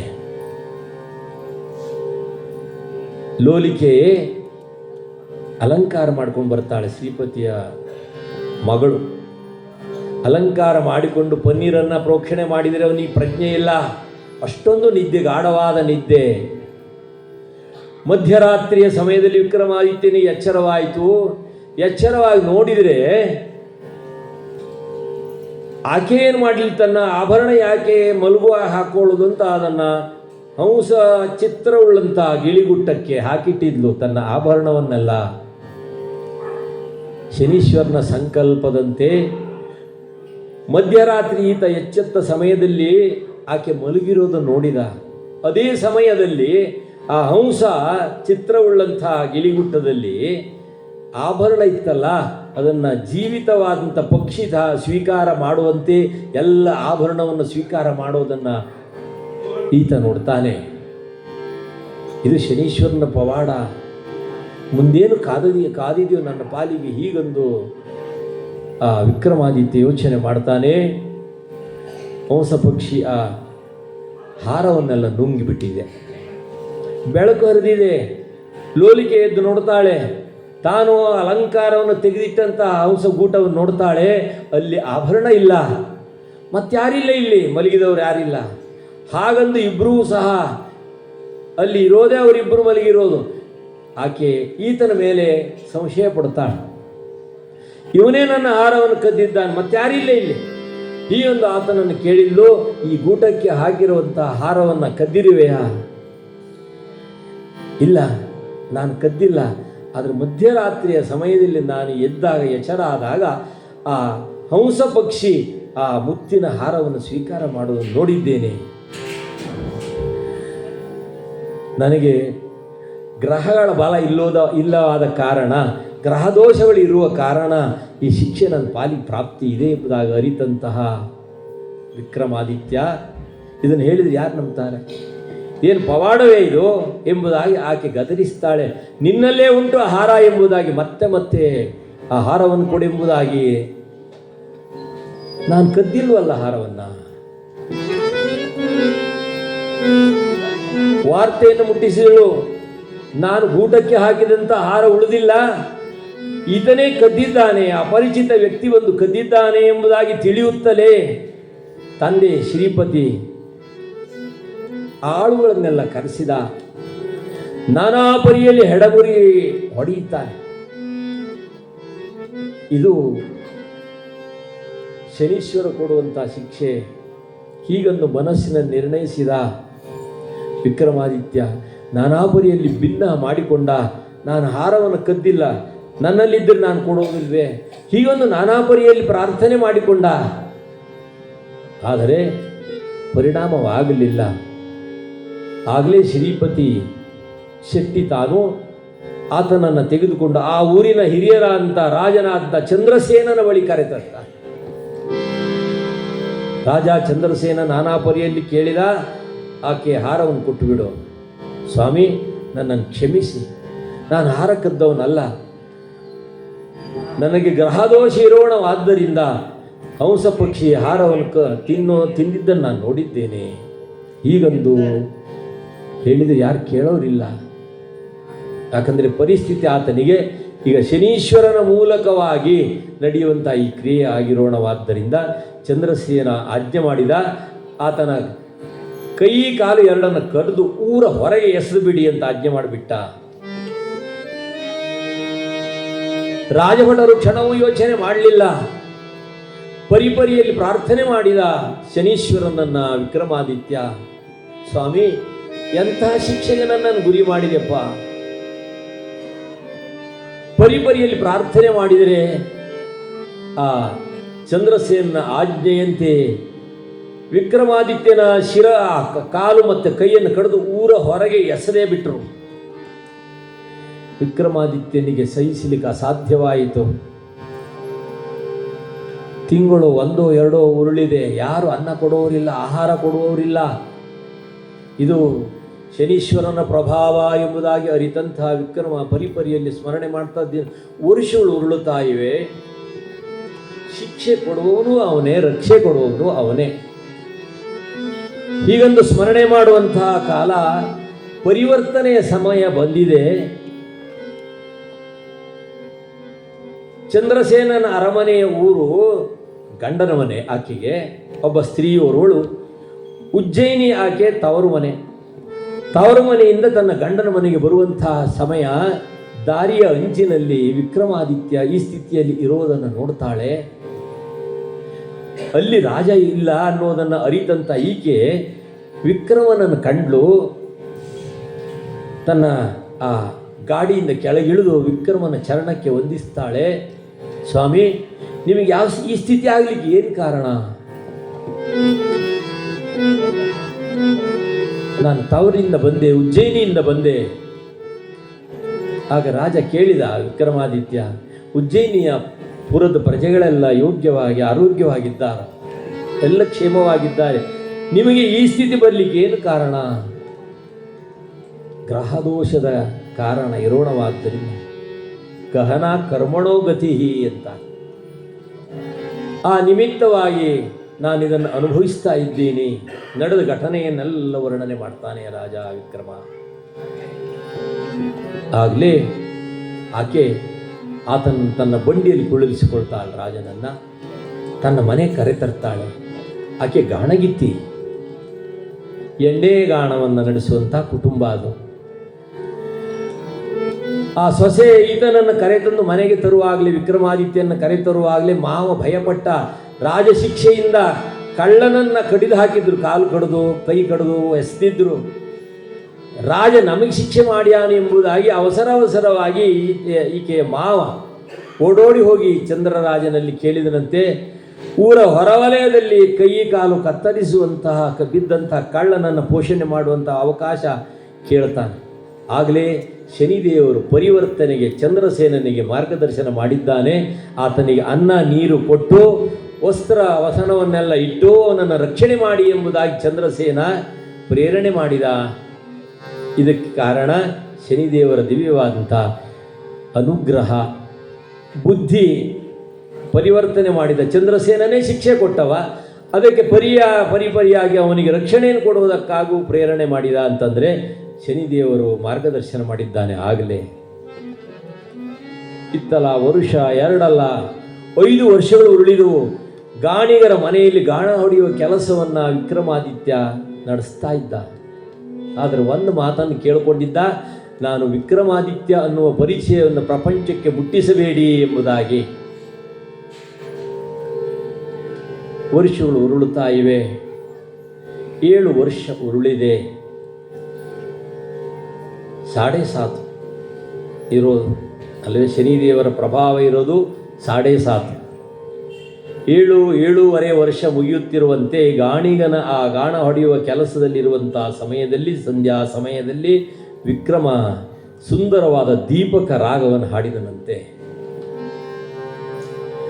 ದೀಪಕ ರಾಗವನ್ನು ಹಾಡುವಂಥ ಸಮಯ ಇಡೀ ಊರಲ್ಲೆಲ್ಲ ತಾನಾಗಿ ಬೆಳಕಾಗಿಬಿಡ್ತು. ಚಂದ್ರಸೇನನ ಸುತೆಯಾದಂತಹ ಪದ್ಮಾವತಿ ನೋಡ್ತಾಳೆ, ಯಾರಿರಬಹುದು ಈ ಊರಿನಲ್ಲಿ ರಾಗದ ಮೂಲಕವಾಗಿ ದೀಪವನ್ನು ಬೆಳಗಿಸುವವರು? ಈ ದೀಪದ ಬೆಳಕು ಎಲ್ಲಿಂದ ಪ್ರಾರಂಭ ಆಯಿತು ಅನ್ನೋದನ್ನು ಮೂಲ ಹುಡುಕೋದಕ್ಕೆ ಹೋಗುವಾಗ ಗಾಣಿಗನ ಮನೆಯಲ್ಲಿ ವಿಕ್ರಮಾದಿತ್ಯ ಆ ದೀಪಕ ರಾಗವನ್ನು ಹಾಡುವಂತಹ ಕ್ಷಣ ಇಡೀ ಊರೆಲ್ಲ ದೀಪವನ್ನು ಬೆಳಗಿಸಿರೋಣವಾದ್ದರಿಂದ ಆಕೆ ಚಂದ್ರಸೇನನ ಮಗಳು ಪದ್ಮಾವತಿ ರಾಗಜ್ಞಾನವನ್ನು ಅರಿತವಳು. ಆ ನಿಮಿತ್ತವಾಗಿ ಆಕೆ ಯೋಚನೆ ಮಾಡಿದ್ಲು, ಅವನನ್ನು ತನ್ನ ಅರಮನೆ ಕರೆತರಬೇಕೆಂಬುದಾಗಿ ನಿರ್ಣಯಿಸಿದ್ಲು. ಸೇವಕರನ್ನು ಕಳಿಸಿದ್ಲು. ಅವ ಕಳ್ಳ, ಕಾಲಿಲ್ಲದವ, ಕೈ ಇಲ್ಲದವ, ಗಾಣಿಗರ ಮನೆಯಲ್ಲಿ ಸೇವೆ ಮಾಡಿ ಕಾಲ ಕಳೀತಾ ಇದ್ದ. ಏನೇ ಇರಲಿ ಆ ಜವಾಬ್ದಾರಿ ನಾನು ಹೊರ್ತೀನಿ. ಆ ನಿಮಿತ್ತವಾಗಿ ಆ ಮನುಷ್ಯನನ್ನು ತನ್ನ ಅರಮನೆ ಕರೆತರಬೇಕೆಂಬುದಾಗಿ ಪದ್ಮಾವತಿ ಸೇವಕರಿಗೆ ಹೇಳಿ ಕಳಿಸ್ತಾಳೆ.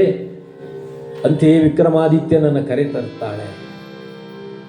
ಅಂದರೆ ಕಾಲ ಮುಗಿಯುವಾಗ ಶನೀಶ್ವರನೇ ಉತ್ತಮವಾದ ಮಾರ್ಗವನ್ನು ತೋರುವಂಥ ವ್ಯವಸ್ಥೆ. ಹಾಗೆ ಶನೀಶ್ವರನ ಪ್ರೇರಣೆಯ ಮೇರೆಗೆ 7.5 ವರ್ಷಗಳು ಮುಗಿದಿವೆ. 7.5 ಮುಗಿದಿದೆ.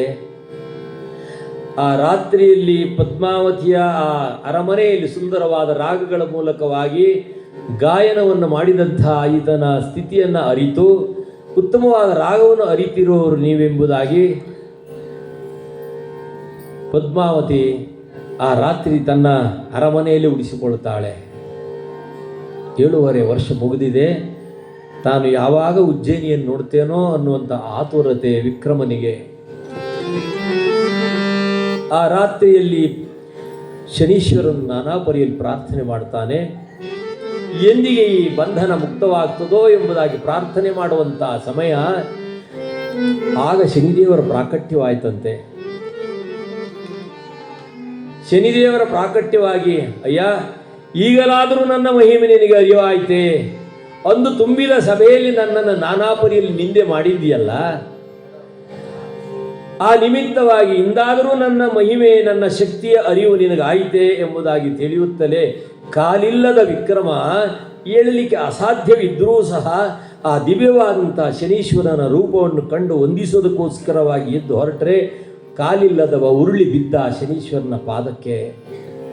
ಸ್ವಾಮಿ, ನನ್ನ ಅಪರಾಧವನ್ನು ಕ್ಷಮಿಸೆಂಬುದಾಗಿ ಪರಿಯಲ್ಲಿ ಪ್ರಾರ್ಥನೆ ಮಾಡ್ತಾ ಶನೀಶ್ವರನ ಪಾದದಲ್ಲಿ ಹೊರಳುವಂತಹ ಸ್ಥಿತಿಯಲ್ಲಿ ಶನಿದೇವರು ತನ್ನ ದಿವ್ಯವಾದಂಥ ದೃಷ್ಟಿಯನ್ನು ವಿಕ್ರಮನ ಕಾಲಿಗೆ ಇಟ್ಟಾಗಲೇ ಎಲ್ಲ ಅಂಗಾಂಗಗಳು ಎಂದಿನಂತೆ ಸುಂದರವಾಗಿ ಗೋಚರಿಸಿತು. ಅಯ್ಯ ವಿಕ್ರಮ, ನೀನೇನು ಬೇಕು ಕೇಳಿಕೋ, ನಿನ್ನ ಕೀರ್ತಿ ಅಜರಾಮರವಾಗಿ ಉಳಿಯಲಿ. ಆಗ ಕರಮುಗಿದು ಪ್ರಾರ್ಥನೆ ಮಾಡಿದ್ದಂತೆ ವಿಕ್ರಮ, ಸ್ವಾಮಿ ನನ್ನ ಅಪರಾಧವನ್ನು ಕ್ಷಮಿಸು. ಅಷ್ಟೇ ಅಲ್ಲ, ಇಂದಿನಿಂದ ಮುಂದಕ್ಕೆ ಮಾನವರಿಗೆ ಇಂಥ ಶಿಕ್ಷೆಯನ್ನು ಕೊಡಬೇಡ, ಹೀಗೊಂದು ವಿನಂತಿ ಮಾಡಿಕೊಂಡ. ಅಯ್ಯ, ರಾಜ್ಯವನ್ನು ಕಳ್ಕೊಂಡಿದ್ದೆ, ಶರೀರದ ಅಂಗಾಂಗಗಳನ್ನೆಲ್ಲ ಕಳೆದುಕೊಂಡಿದ್ದೆ, ಇದನ್ನೆಲ್ಲ ಕೇಳೋದು ಬಿಟ್ಟು ಇಡೀ ಮಾನವ ಕೋಟಿಗೆ ಬೇಕಾಗುವಂಥ ವಿಶೇಷವಾದ ವರವನ್ನು ನೀನು ಕೇಳ್ಕೊಳ್ತಾ ಇದ್ದೀಯಲ್ಲ, ನಿನ್ನ ದಿವ್ಯವಾದಂಥ ಅಂತಃಸತ್ತು ಎಂಥದ್ದಿದೆ ಎಂಬುದಾಗಿ ಸಂಪೂರ್ಣ ಶನಿದೇವರು ಅನುಗ್ರಹ ಮಾಡ್ತಾನೆ. ನನ್ನ ದೃಷ್ಟಿ ಮಾತ್ರದಿಂದ ಶಿವನೂ ಸಹ ಕೈಲಾಸದಲ್ಲಿ ಮಾನಸ ಸರೋವರದಲ್ಲಿ ಅಡಗಿಕೊಂಡಂತೆ ನನ್ನ ದೃಷ್ಟಿ ಬಿದ್ದ ಕ್ಷಣ ರಾಮದೇವರು 14 ವರ್ಷ ವನವಾಸ ಮಾಡಿದ. ನನ್ನ ಗುರುಗಳ ಮೇಲೆ ನಾನು ದೃಷ್ಟಿ ಇಟ್ಟ ಸಮಯ ಎಷ್ಟು ಕಷ್ಟಪಟ್ಟಿದ್ದಾರೆ.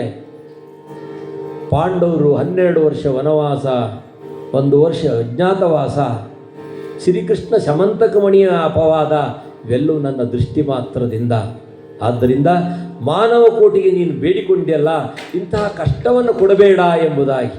ಯಾರು ಪ್ರತಿ ಶನಿವಾರ ನನ್ನನ್ನು ಸ್ಮರಿಸ್ತಾರೋ, ನನ್ನ ದಿವ್ಯವಾದ ಮಹಾತ್ಮೆಯನ್ನು ಶ್ರವಣ ಮಾಡ್ತಾರೋ, ಅಥವಾ ಕಥಾ ನಿತ್ಯ ಪಠಣ ಮಾಡುವಂಥ ವ್ಯವಸ್ಥೆಯಲ್ಲಿ ನನ್ನನ್ನು ಸ್ಮರಿಸುವಂಥ ಭಕ್ತರಿಗೆ ನಾನು ಇಂತಹ ಕಷ್ಟಗಳನ್ನು ಕೊಡೋದಿಲ್ಲ. ಹೀಗಂದು ಶನಿದೇವರು ಅಂದು ವಿಕ್ರಮನಿಗೆ ಅನುಗ್ರಹ ಮಾಡಿದರು. ಹಾಗಾದರೆ ಈ ಬಂಧನವನ್ನು ಕಳೆದುಕೊಳ್ಳುವುದು ಹೇಗೆ ಎಂಬುದಾಗಿ ಪ್ರತಿಯಾಗಿ ಆ ವಿಕ್ರಮಾದಿತ್ಯ ಸ್ವಾಮಿಯ ಶನೀಶ್ವರನ ಚರಣದಲ್ಲಿ ವಂದಿಸುವಂತಹ ಕಾಲ. ಅಯ್ಯ, ಎಂದಿನಂತೆ ನೀನು ಶ್ರೀಪತಿಯ ಆ ಗ್ರಹದಲ್ಲಿ, ಅಲಂಕೃತವಾದ ಗ್ರಹದಲ್ಲಿ ಹಂಸ ಪಕ್ಷಿ ಯಾವ ಬಂಗಾರವನ್ನು ಕದ್ದಿತ್ತೋ ತಿಂದಿತ್ತೋ ಅದನ್ನು ಮತ್ತೆ ಪುನಃ ಪ್ರಕಟಗೊಳಿಸ್ತೇನೆ. ನೀನು ಅಲ್ಲಿ ಹೋಗಿ ಅವರನ್ನೆಲ್ಲ ಸಂಘಟನೆಗೊಳಿಸು. ಆಗ ನನ್ನನ್ನು ಸ್ಮರಣೆ ಮಾಡು. ಆ ಸಮಯದಲ್ಲಿ ನಿನಗೆ ಇವೆಲ್ಲವೂ ಪುನಃ ನನ್ನ ದೋಷ ದುಮ್ಮಾನಗಳೆಲ್ಲ ದೂರ ಹೋಗಿ ನಿನ್ನ ಕೀರ್ತಿ ಅಜರಾಮರವಾಗ್ತದೆ ಎಂಬುದಾಗಿ ಶನಿದೇವರು ಅನುಗ್ರಹ ಮಾಡುವಂಥ ಕ್ಷಣ ಅಂಗಾಂಗಗಳು ಸುಂದರವಾಗಿ ಬಂದಿವೆ. ಶನೀಶ್ವರನ ಪೂರ್ಣವಾದ ಅನುಗ್ರಹದಿಂದ 7.5 ವರ್ಷ 7.5 ದೂರವಾಗಿದೆ. ಆಗಲೇ ಶ್ರೀಪತಿ ಎಂಬ ವೈಶ್ಯನನ್ನು ಬರಮಾಡಿಕೊಳ್ತಾನೆ. ರಾಜ ಚಂದ್ರಸೇನನ ಬಳಿ ಬಂದು, ತಾನು ನಿಮ್ಮ ಆ ಪರಿಚಿತ ಕಳ್ಳನಲ್ಲವೇ? ಕಳ್ಳನಾದರೆ ಕೈ ಇಲ್ಲ ಕಾಲಿಲ್ಲ ಕಡ್ದಿದ್ರು ಆ ಭಟರು ಆಜ್ಞೆ ಮಾಡಿ. ಆದರೆ ಈಗ ಎಲ್ಲವೂ ಶುದ್ಧವಾಗಿದೆಯಲ್ಲ, ಅದನ್ನು ನಿಮಗೆಲ್ಲ ಪರಿಚಯಿಸ್ತೀನಿ ಎಂಬುದಾಗಿ ಶ್ರೀಪತಿ ವೈಶ್ಯನ ಮನೆಗೆ ರಾಜ ಚಂದ್ರಸೇನನ ಒಡಗೂಡಿ ಬಂದು ಆ ಹಂಸ ಪಕ್ಷಿ ತಿಂದಂಥ ಸ್ಥಳದಲ್ಲಿ ನಿಂತು ಶನೀಶ್ವರನ ಸ್ಮರಣೆ ಮಾಡ್ತಾನೆ. ನೀಲಾಂಜನ ಸಮಾಭಾಸಂ ರವಿಪುತ್ರಂ ಯಮಾಗ್ರಜಂ ಛಾಯಾ ಮಾರ್ತಾಂಡ ಸಂಭೂತಂ ತನ್ನಮಾಮಿ ಶನೀಶ್ವರಂ. ಪರಿಪರಿಯಲ್ಲಿ ಶನೀಶ್ವರನ ಸ್ಮರಣೆ ಮಾಡುವಂಥ ಕಾಲ ಆ ಹಂಸ ಪಕ್ಷಿ ಜೀವಂತವಾಯಿತಂತೆ, ಎಲ್ಲರೂ ನೋಡುತ್ತಿರುವಂತೆ. ಶನೀಶ್ವರನ ಪೂರ್ಣಾನುಗ್ರಹದಿಂದ ಆ ದಿವ್ಯವಾದಂಥ ಹಂಸ ಪಕ್ಷಿ ಯಾವ ಬಂಗಾರವನ್ನು ಸ್ವೀಕಾರ ಮಾಡಿತ್ತೋ ಅದೇ ಬಂಗಾರವನ್ನು ಉಗುಳಿತು ಅಲ್ಲಿ. ಅಚ್ಚರಿಯಿಂದ ನೋಡಿದರು ಲೋಲಿಕೆ, ತಂದೆ ಶ್ರೀಪತಿ, ಇವರೆಲ್ಲ ನೋಡಿ ಇವನು ಸಾಮಾನ್ಯನಲ್ಲ, ಗ್ರಹದೋಷಗಳು ಇರೋಣವಾದ್ದರಿಂದ ನಾನು ಇಂತಹ ಶಿಕ್ಷೆಯನ್ನು ನಿಮ್ಮಿಂದ ಅನುಭವಿಸುವಂಥ ಸ್ಥಿತಿ ನನ್ನ ಪಾಲಿಗೆ ಪ್ರಾಪ್ತಿ ಆಯಿತು. ಈಗೆಲ್ಲ ಅದು ವಿಮುಕ್ತವಾಗಿರೋಣವಾದ್ದರಿಂದ, ಶನೀಶ್ವರನ ಸಂಪೂರ್ಣ ಅನುಗ್ರಹ ಪ್ರಾಪ್ತಿಯಾಗಿರೋಣವಾದ್ದರಿಂದ ದೋಷ ದುಮ್ಮಾನಗಳು ದೂರ ಆಗಿವೆ ಎಂಬುದಾಗಿ ಅರಿತು ಆ ದಿವ್ಯವಾದಂಥ ದೃಶ್ಯವನ್ನು ನೋಡಿದಂಥ ಲೋಲಿಕೆ ಈತನೇ ತನ್ನ ಪತಿಯಾಗಬೇಕೆಂಬುದಾಗಿ ವಿಕ್ರಮನ ಪಾದಕ್ಕೆ ಎರಗಿದಳು. ರಾಜ ಚಂದ್ರಸೇನ ಇದನ್ನು ನೋಡ್ತಾನೆ, ಅಚ್ಚರಿ ಪಡ್ತಾನೆ. ಇವ ಸಾಮಾನ್ಯನಲ್ಲ. ಅಯ್ಯ, ನಿನ್ನ ದೇಶ ಯಾವುದು, ಯಾರು ನೀನು? ಹೀಗೊಂದು ಪ್ರಶ್ನೆ ಮಾಡುವಾಗಲೇ ಉಜ್ಜಯಿನಿಯ ದೊರೆ ವಿಕ್ರಮಾದಿತ್ಯ ನಾನು, ಹೀಗೊಂದು ತನ್ನ ಪರಿಚಯವನ್ನು ಹೇಳುತ್ತಲೇ ರಾಜ ಚಂದ್ರಸೇನ ಸಾಷ್ಟಾಂಗ ಪ್ರಣಾಮ ಮಾಡಿದ. ನನ್ನಿಂದ ಮಹಾ ಅಪರಾಧವಾಗಿದೆ ಅಂದ. ನಿನ್ನಿಂದ ಅಪರಾಧ ಆದ್ದಲ್ಲ, ಶನೀಶ್ವರನ ದಿವ್ಯವಾದಂಥ ಆ ದೃಷ್ಟಿ ನನ್ನ ಮೇಲೆ ರೋಣವಾದ್ದರಿಂದ 7.5 ವರ್ಷ ನಾನಾ ಪರಿಯಲ್ಲಿ ಕಷ್ಟ ನಷ್ಟಗಳನ್ನು ಅನುಭವಿಸಿದೆ. ಹೀಗನ್ನುವಾಗ ತನ್ನ ಸುತೆಯಾದಂಥ ಪದ್ಮಾವತಿಯನ್ನು ಸಹ ವಿವಾಹವಾಗಿಸಿಕೊಡ್ತಾನೆ. ಈಗ ಯಾವಾಗ ಶನಿ ಪೂರ್ಣಾನುಗ್ರಹ ಪ್ರಾಪ್ತಿಯಾಯಿತೋ ಸಕಲ ವೈಭವವೇ ವೈಭವ, ಸಂಭ್ರಮವೇ ಸಂಭ್ರಮ ರಾಜಭವನದಿ, ಸಂಭ್ರಮವೇ ಸಂಭ್ರಮವೇ ಸಂಭ್ರಮ ರಾಜಭವನದಿ, ಸಂಭ್ರಮವೇ ಸಂಭ್ರಮ ರಾಜಭವನದಿ, ಸಂಭ್ರಮವೇ ಸಂಭ್ರಮ ರಾಜಭವನದಿ. ಅಂಬರದಲ್ಲಿ ಅಮರರ ಗುಣ,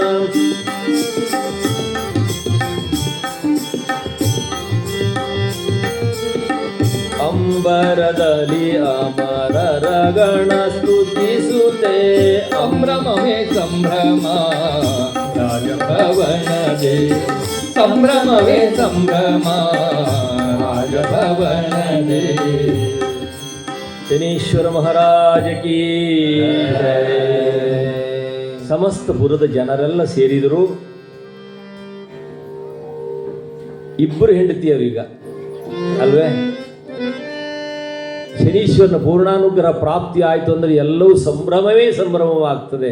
ಆದರೆ ರಾಜ ವಿಕ್ರಮಾದಿತ್ಯ ತನ್ನನ್ನು ಸಲಹಿ 7.5 ವರ್ಷ ಗಾಣಿಗನಿಗೆ ಒಂದು ಗ್ರಾಮವನ್ನು ಉಂಬಳಿಯಾಗಿ ಕೊಡಬೇಕೆಂಬುದಾಗಿ ನಿರ್ಣಯಿಸಿದ.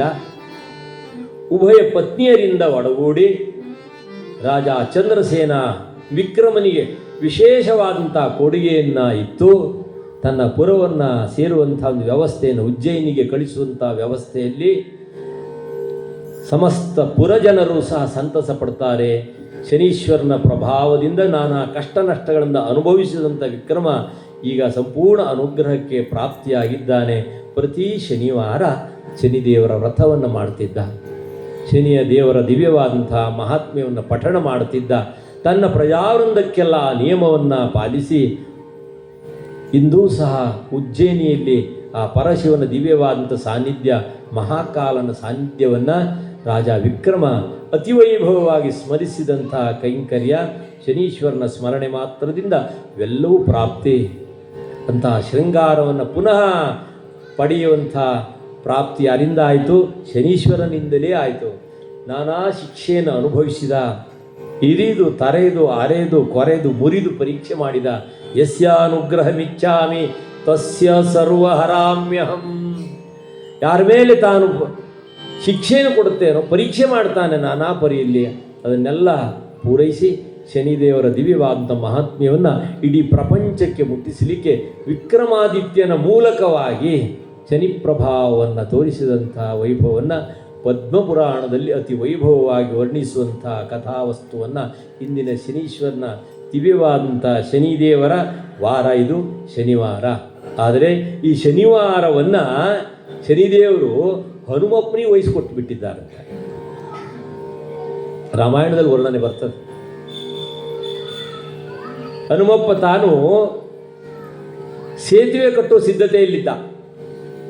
ಸೇತುವೆ ಕಟ್ಟೋ ಸಿದ್ಧತೆಯಲ್ಲಿರುವಂಥ ಸಮಯ ಶನಿದೇವರು ನಾನೆಲ್ಲ ಕಡೆ ಓಡಾಡಿದ್ದೇನೆ, ಆ ನಿಮಿತ್ತವಾಗಿ ನಿನ್ನ ಕುಂಡಲಿಗೂ ನಾನು ಪ್ರವೇಶ ಮಾಡಬೇಕೆಂಬುದಾಗಿ ಹನುಮನ ಬಳಿ ಬಂದನಂತ. ನಿನ್ನ ರಾಶಿಗೂ ಪ್ರವೇಶ ಮಾಡಬೇಕು ಅಂತ. ಆದರೆ ನಾನೀಗ ರಾಮ ಕಾರ್ಯದಲ್ಲಿದ್ದೇನೆ, ನನಗೆ ಪುರುಸೊತ್ತಿಲ್ಲ, ಆ ನಿಮಿತ್ತವಾಗಿ ನನಗೆ ಪುರುಸೊತ್ತೇ ಇಲ್ಲ. ರಾಮ ರಾಮ ಎನ್ನೀರೋ, ಶ್ರೀರಾಮ ರಾಮ ಎನ್ನೀರೋ, ಇಂಥ ಸ್ವಾಮಿಯ ನಾಮ ಮರೆಯದಿರೋ.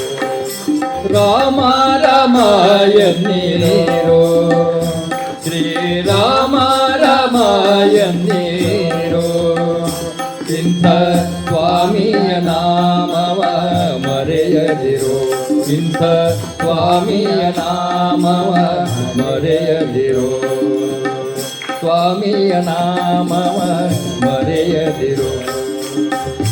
ರಾಮ ಜಯ ರಾಮ ಜಯ ಜಯ ರಾಮ, ರಾಮ ಜಯ ರಾಮ ಜಯ ಜಯ ರಾಮ, ಶ್ರೀರಾಮ ಜಯ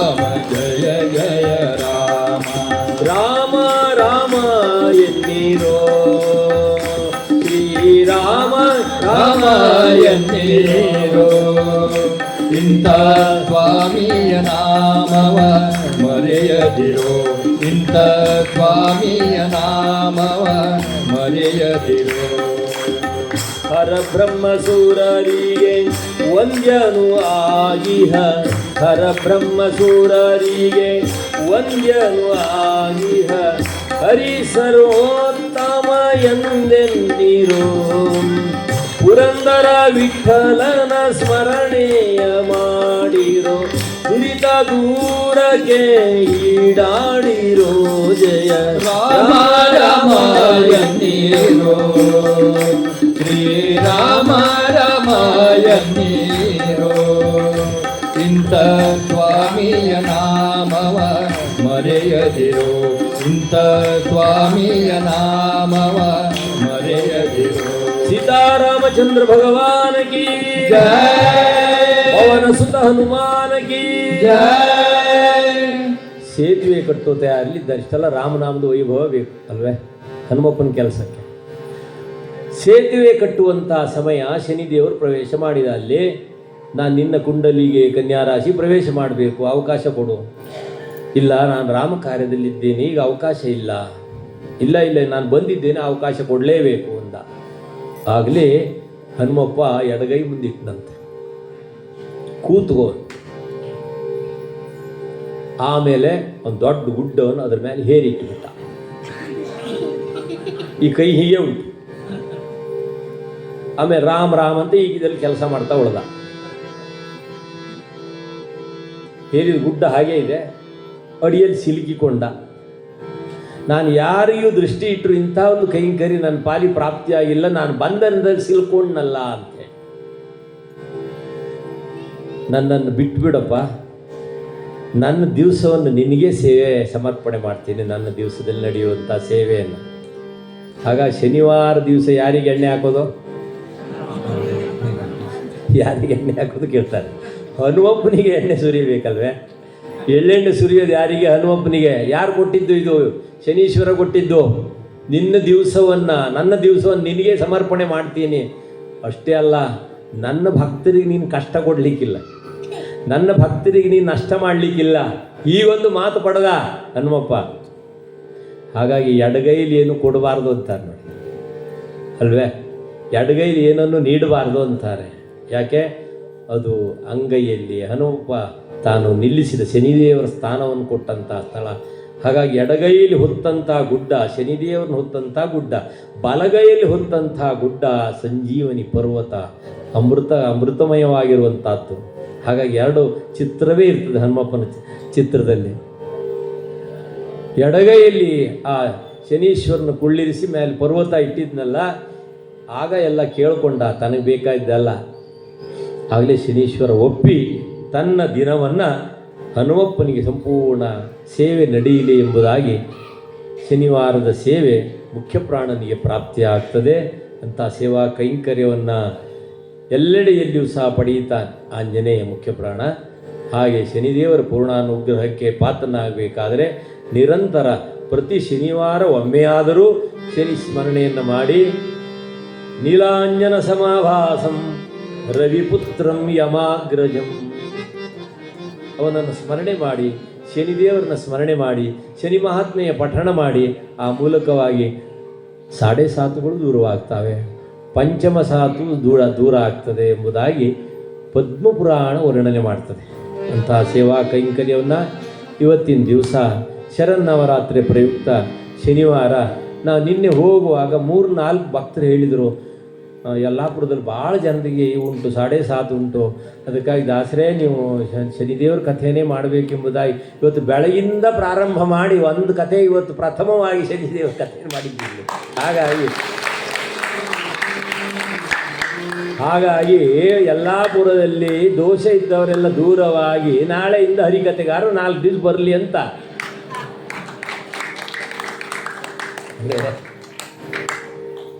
ಇಲ್ಲ, ದೋಷ ಮಾಡೋದೇ ಇಲ್ಲ.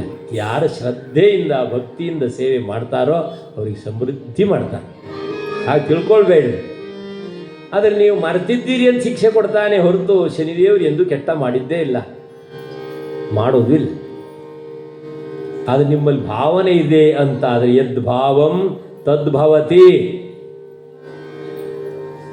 ಇಲ್ಲ ಇದು ಶನಿದೇವರಿಂದಲೇ ನನಗಾಯ್ತು ಅಂತಂದ್ರೆ ಹಾಗೆ ಆಗ್ತದೆ.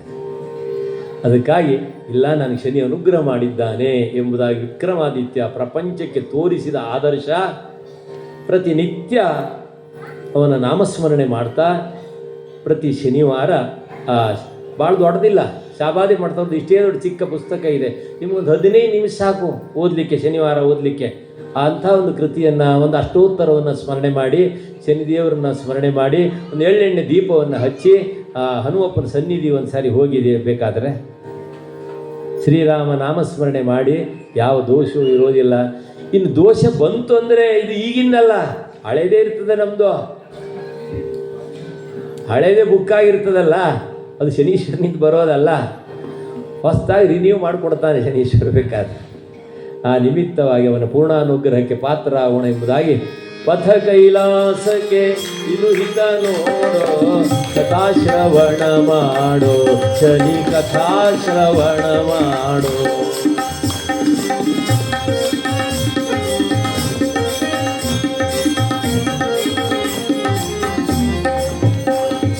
ನೀಲಕಂಠ ನಿಗಮಾಗಮ ಸನ್ನುತ ಪಾಲ ನೇತ್ರ ಪಾರ್ವತಿಪತಿ ಈಶನ ಕಥಾಶ್ರವಣ ಮಾಡೋ ಶನಿ, ಕಥಾಶ್ರವಣ ಮಾಡೋ. ಪಥ ಕೈಲಾಸಕ್ಕೆ ಹಿತ ನೋಡೋ ಇದು, ಪಥ ಕೈಲಾಸಕ್ಕೆ ಹಿತ ನೋಡೋ ಇದು, ಕಥಾಶ್ರವಣ ಕಥಾಶ್ರವಣ ಕಥಾಶ್ರವಣ ಮಾಡೋ. शनीश्वर महाराज की जय, जगज्जननी ग्रामदेवी महामाता की जय, सनातन धर्म की जय. नमः पार्वती पतये हर हर महादेव. ದಿವ್ಯ ಶನೀಶ್ವರನ ಮಹಾತ್ಮೆಯನ್ನು ಶ್ರವಣ ಮಾಡಿದಂಥ ಭಕ್ತವೃಂದಕ್ಕೆ ಏನು ಪ್ರಾಪ್ತಿ ಆಗ್ತದೆ? ಕಲೌ ತತ್ ಕೀರ್ತನಂ ಪುಣ್ಯಂ, ಧನ ಕಾಮಸ್ಯ ಧನದಂ, ಪುತ್ರ ಕಾಮಸ್ಯ ಪುತ್ರದಂ, ರೋಗಾರ್ಥಸ್ಯ ಚ ರೋಗಾಗ್ನಂ, ಜ್ಞಾನಿನಾಂ ಜ್ಞಾನ ಸಾಧನಂ. ಅವರವರ ಭಾವಕ್ಕೆ, ಅವರವರ ಭಕ್ತಿಗೆ ಅವರವರ ತೆರನಾಗಿ ಇರುತ್ತಿಹನು ಶಿವಯೋಗಿ ಎಂಬುದಾಗಿ. ಅವ ಪ್ರತ್ಯೇಕ ಅಲ್ಲ, ಶನಿ ಈಶ್ವರನ ಸ್ವರೂಪವೇ. ಈಶ್ವರನ ಆರಾಧನೆಯು ಅವನ ಆರಾಧನೆ ಮಾಡಿದ ಹಾಗೆ, ಹನುಮಪ್ಪನ ಆರಾಧನೆ ಮಾಡಿದರೂ ಶನೀಶ್ವರನ ಆರಾಧನೆ ಮಾಡಿದ ಹಾಗೆ. ಹಾಗೆ ಸಬ್ಕೋ ಮಾಲಿಕ್ ಏಕ್ ಹೈ ಎಂದಿದ್ದಾರೆ ಅಲ್ವೇ. ದೇವನೊಬ್ಬ ನಾಮ ಹಲವು ಅಂತ ಸ್ವಾಮಿಯ ವೈಭವವನ್ನು, ಶನೀಶ್ವರ ಮಹಾತ್ಮೆಯನ್ನು ಶ್ರವಣ ಮಾಡಿದಂಥ ಎಲ್ಲ ಭಕ್ತವೃಂದಕ್ಕೆ ದೋಷ ದುಮ್ಮಾನುಗಳೆಲ್ಲ ದೂರ ಹೋಗಿ ನಾಳೆಯಿಂದ ದಿವಸ ಹೆಚ್ಚಿನ ಸಂಖ್ಯೆಯಲ್ಲಿ ಹರಿಕತೆ ಬರುವಂಗಾಗಲಿ, ಮತ್ತು ಮಳೆಯಲ್ಲೆಲ್ಲ ಸಮಯದಲ್ಲಿ, ಕೀರ್ತನೆ ಸಮಯದಲ್ಲಾದರೂ ಮಳೆ ಕಡಿಮೆ ಆಗಲಿ ಅಂತೇಳಿ ಶನೀಶ್ವರನಲ್ಲಿ ಪ್ರಾರ್ಥನೆ ಮಾಡ್ತಾ ಮಂಗಳಮೂರ್ತಿಯ ರಂಗನ ಕಥೆಗೆ ಮಂಗಳ ಹಾಡೋಣ. ಅಕ್ರೂರ ಗೋಲಿದ ತ್ರಿವಿಕ್ರಮಗೆ, ನಕ್ರನ ಗೆಲಿದ ಪರಾಕ್ರಮಿಗೆ, ಚಕ್ರನ ಗರ್ವಾಪಹಾರವ ಮಾಡಿದ ವಿಕ್ರಮಿಯಾದ ಪರಾಕ್ರಮಿಗೆ ಜಯ. ಮಂಗಳೋ ಶುಭ ಮಂಗಳೋ ಜಯ, ಮಂಗಳೋ ಶುಭ ಮಂಗಳೋ.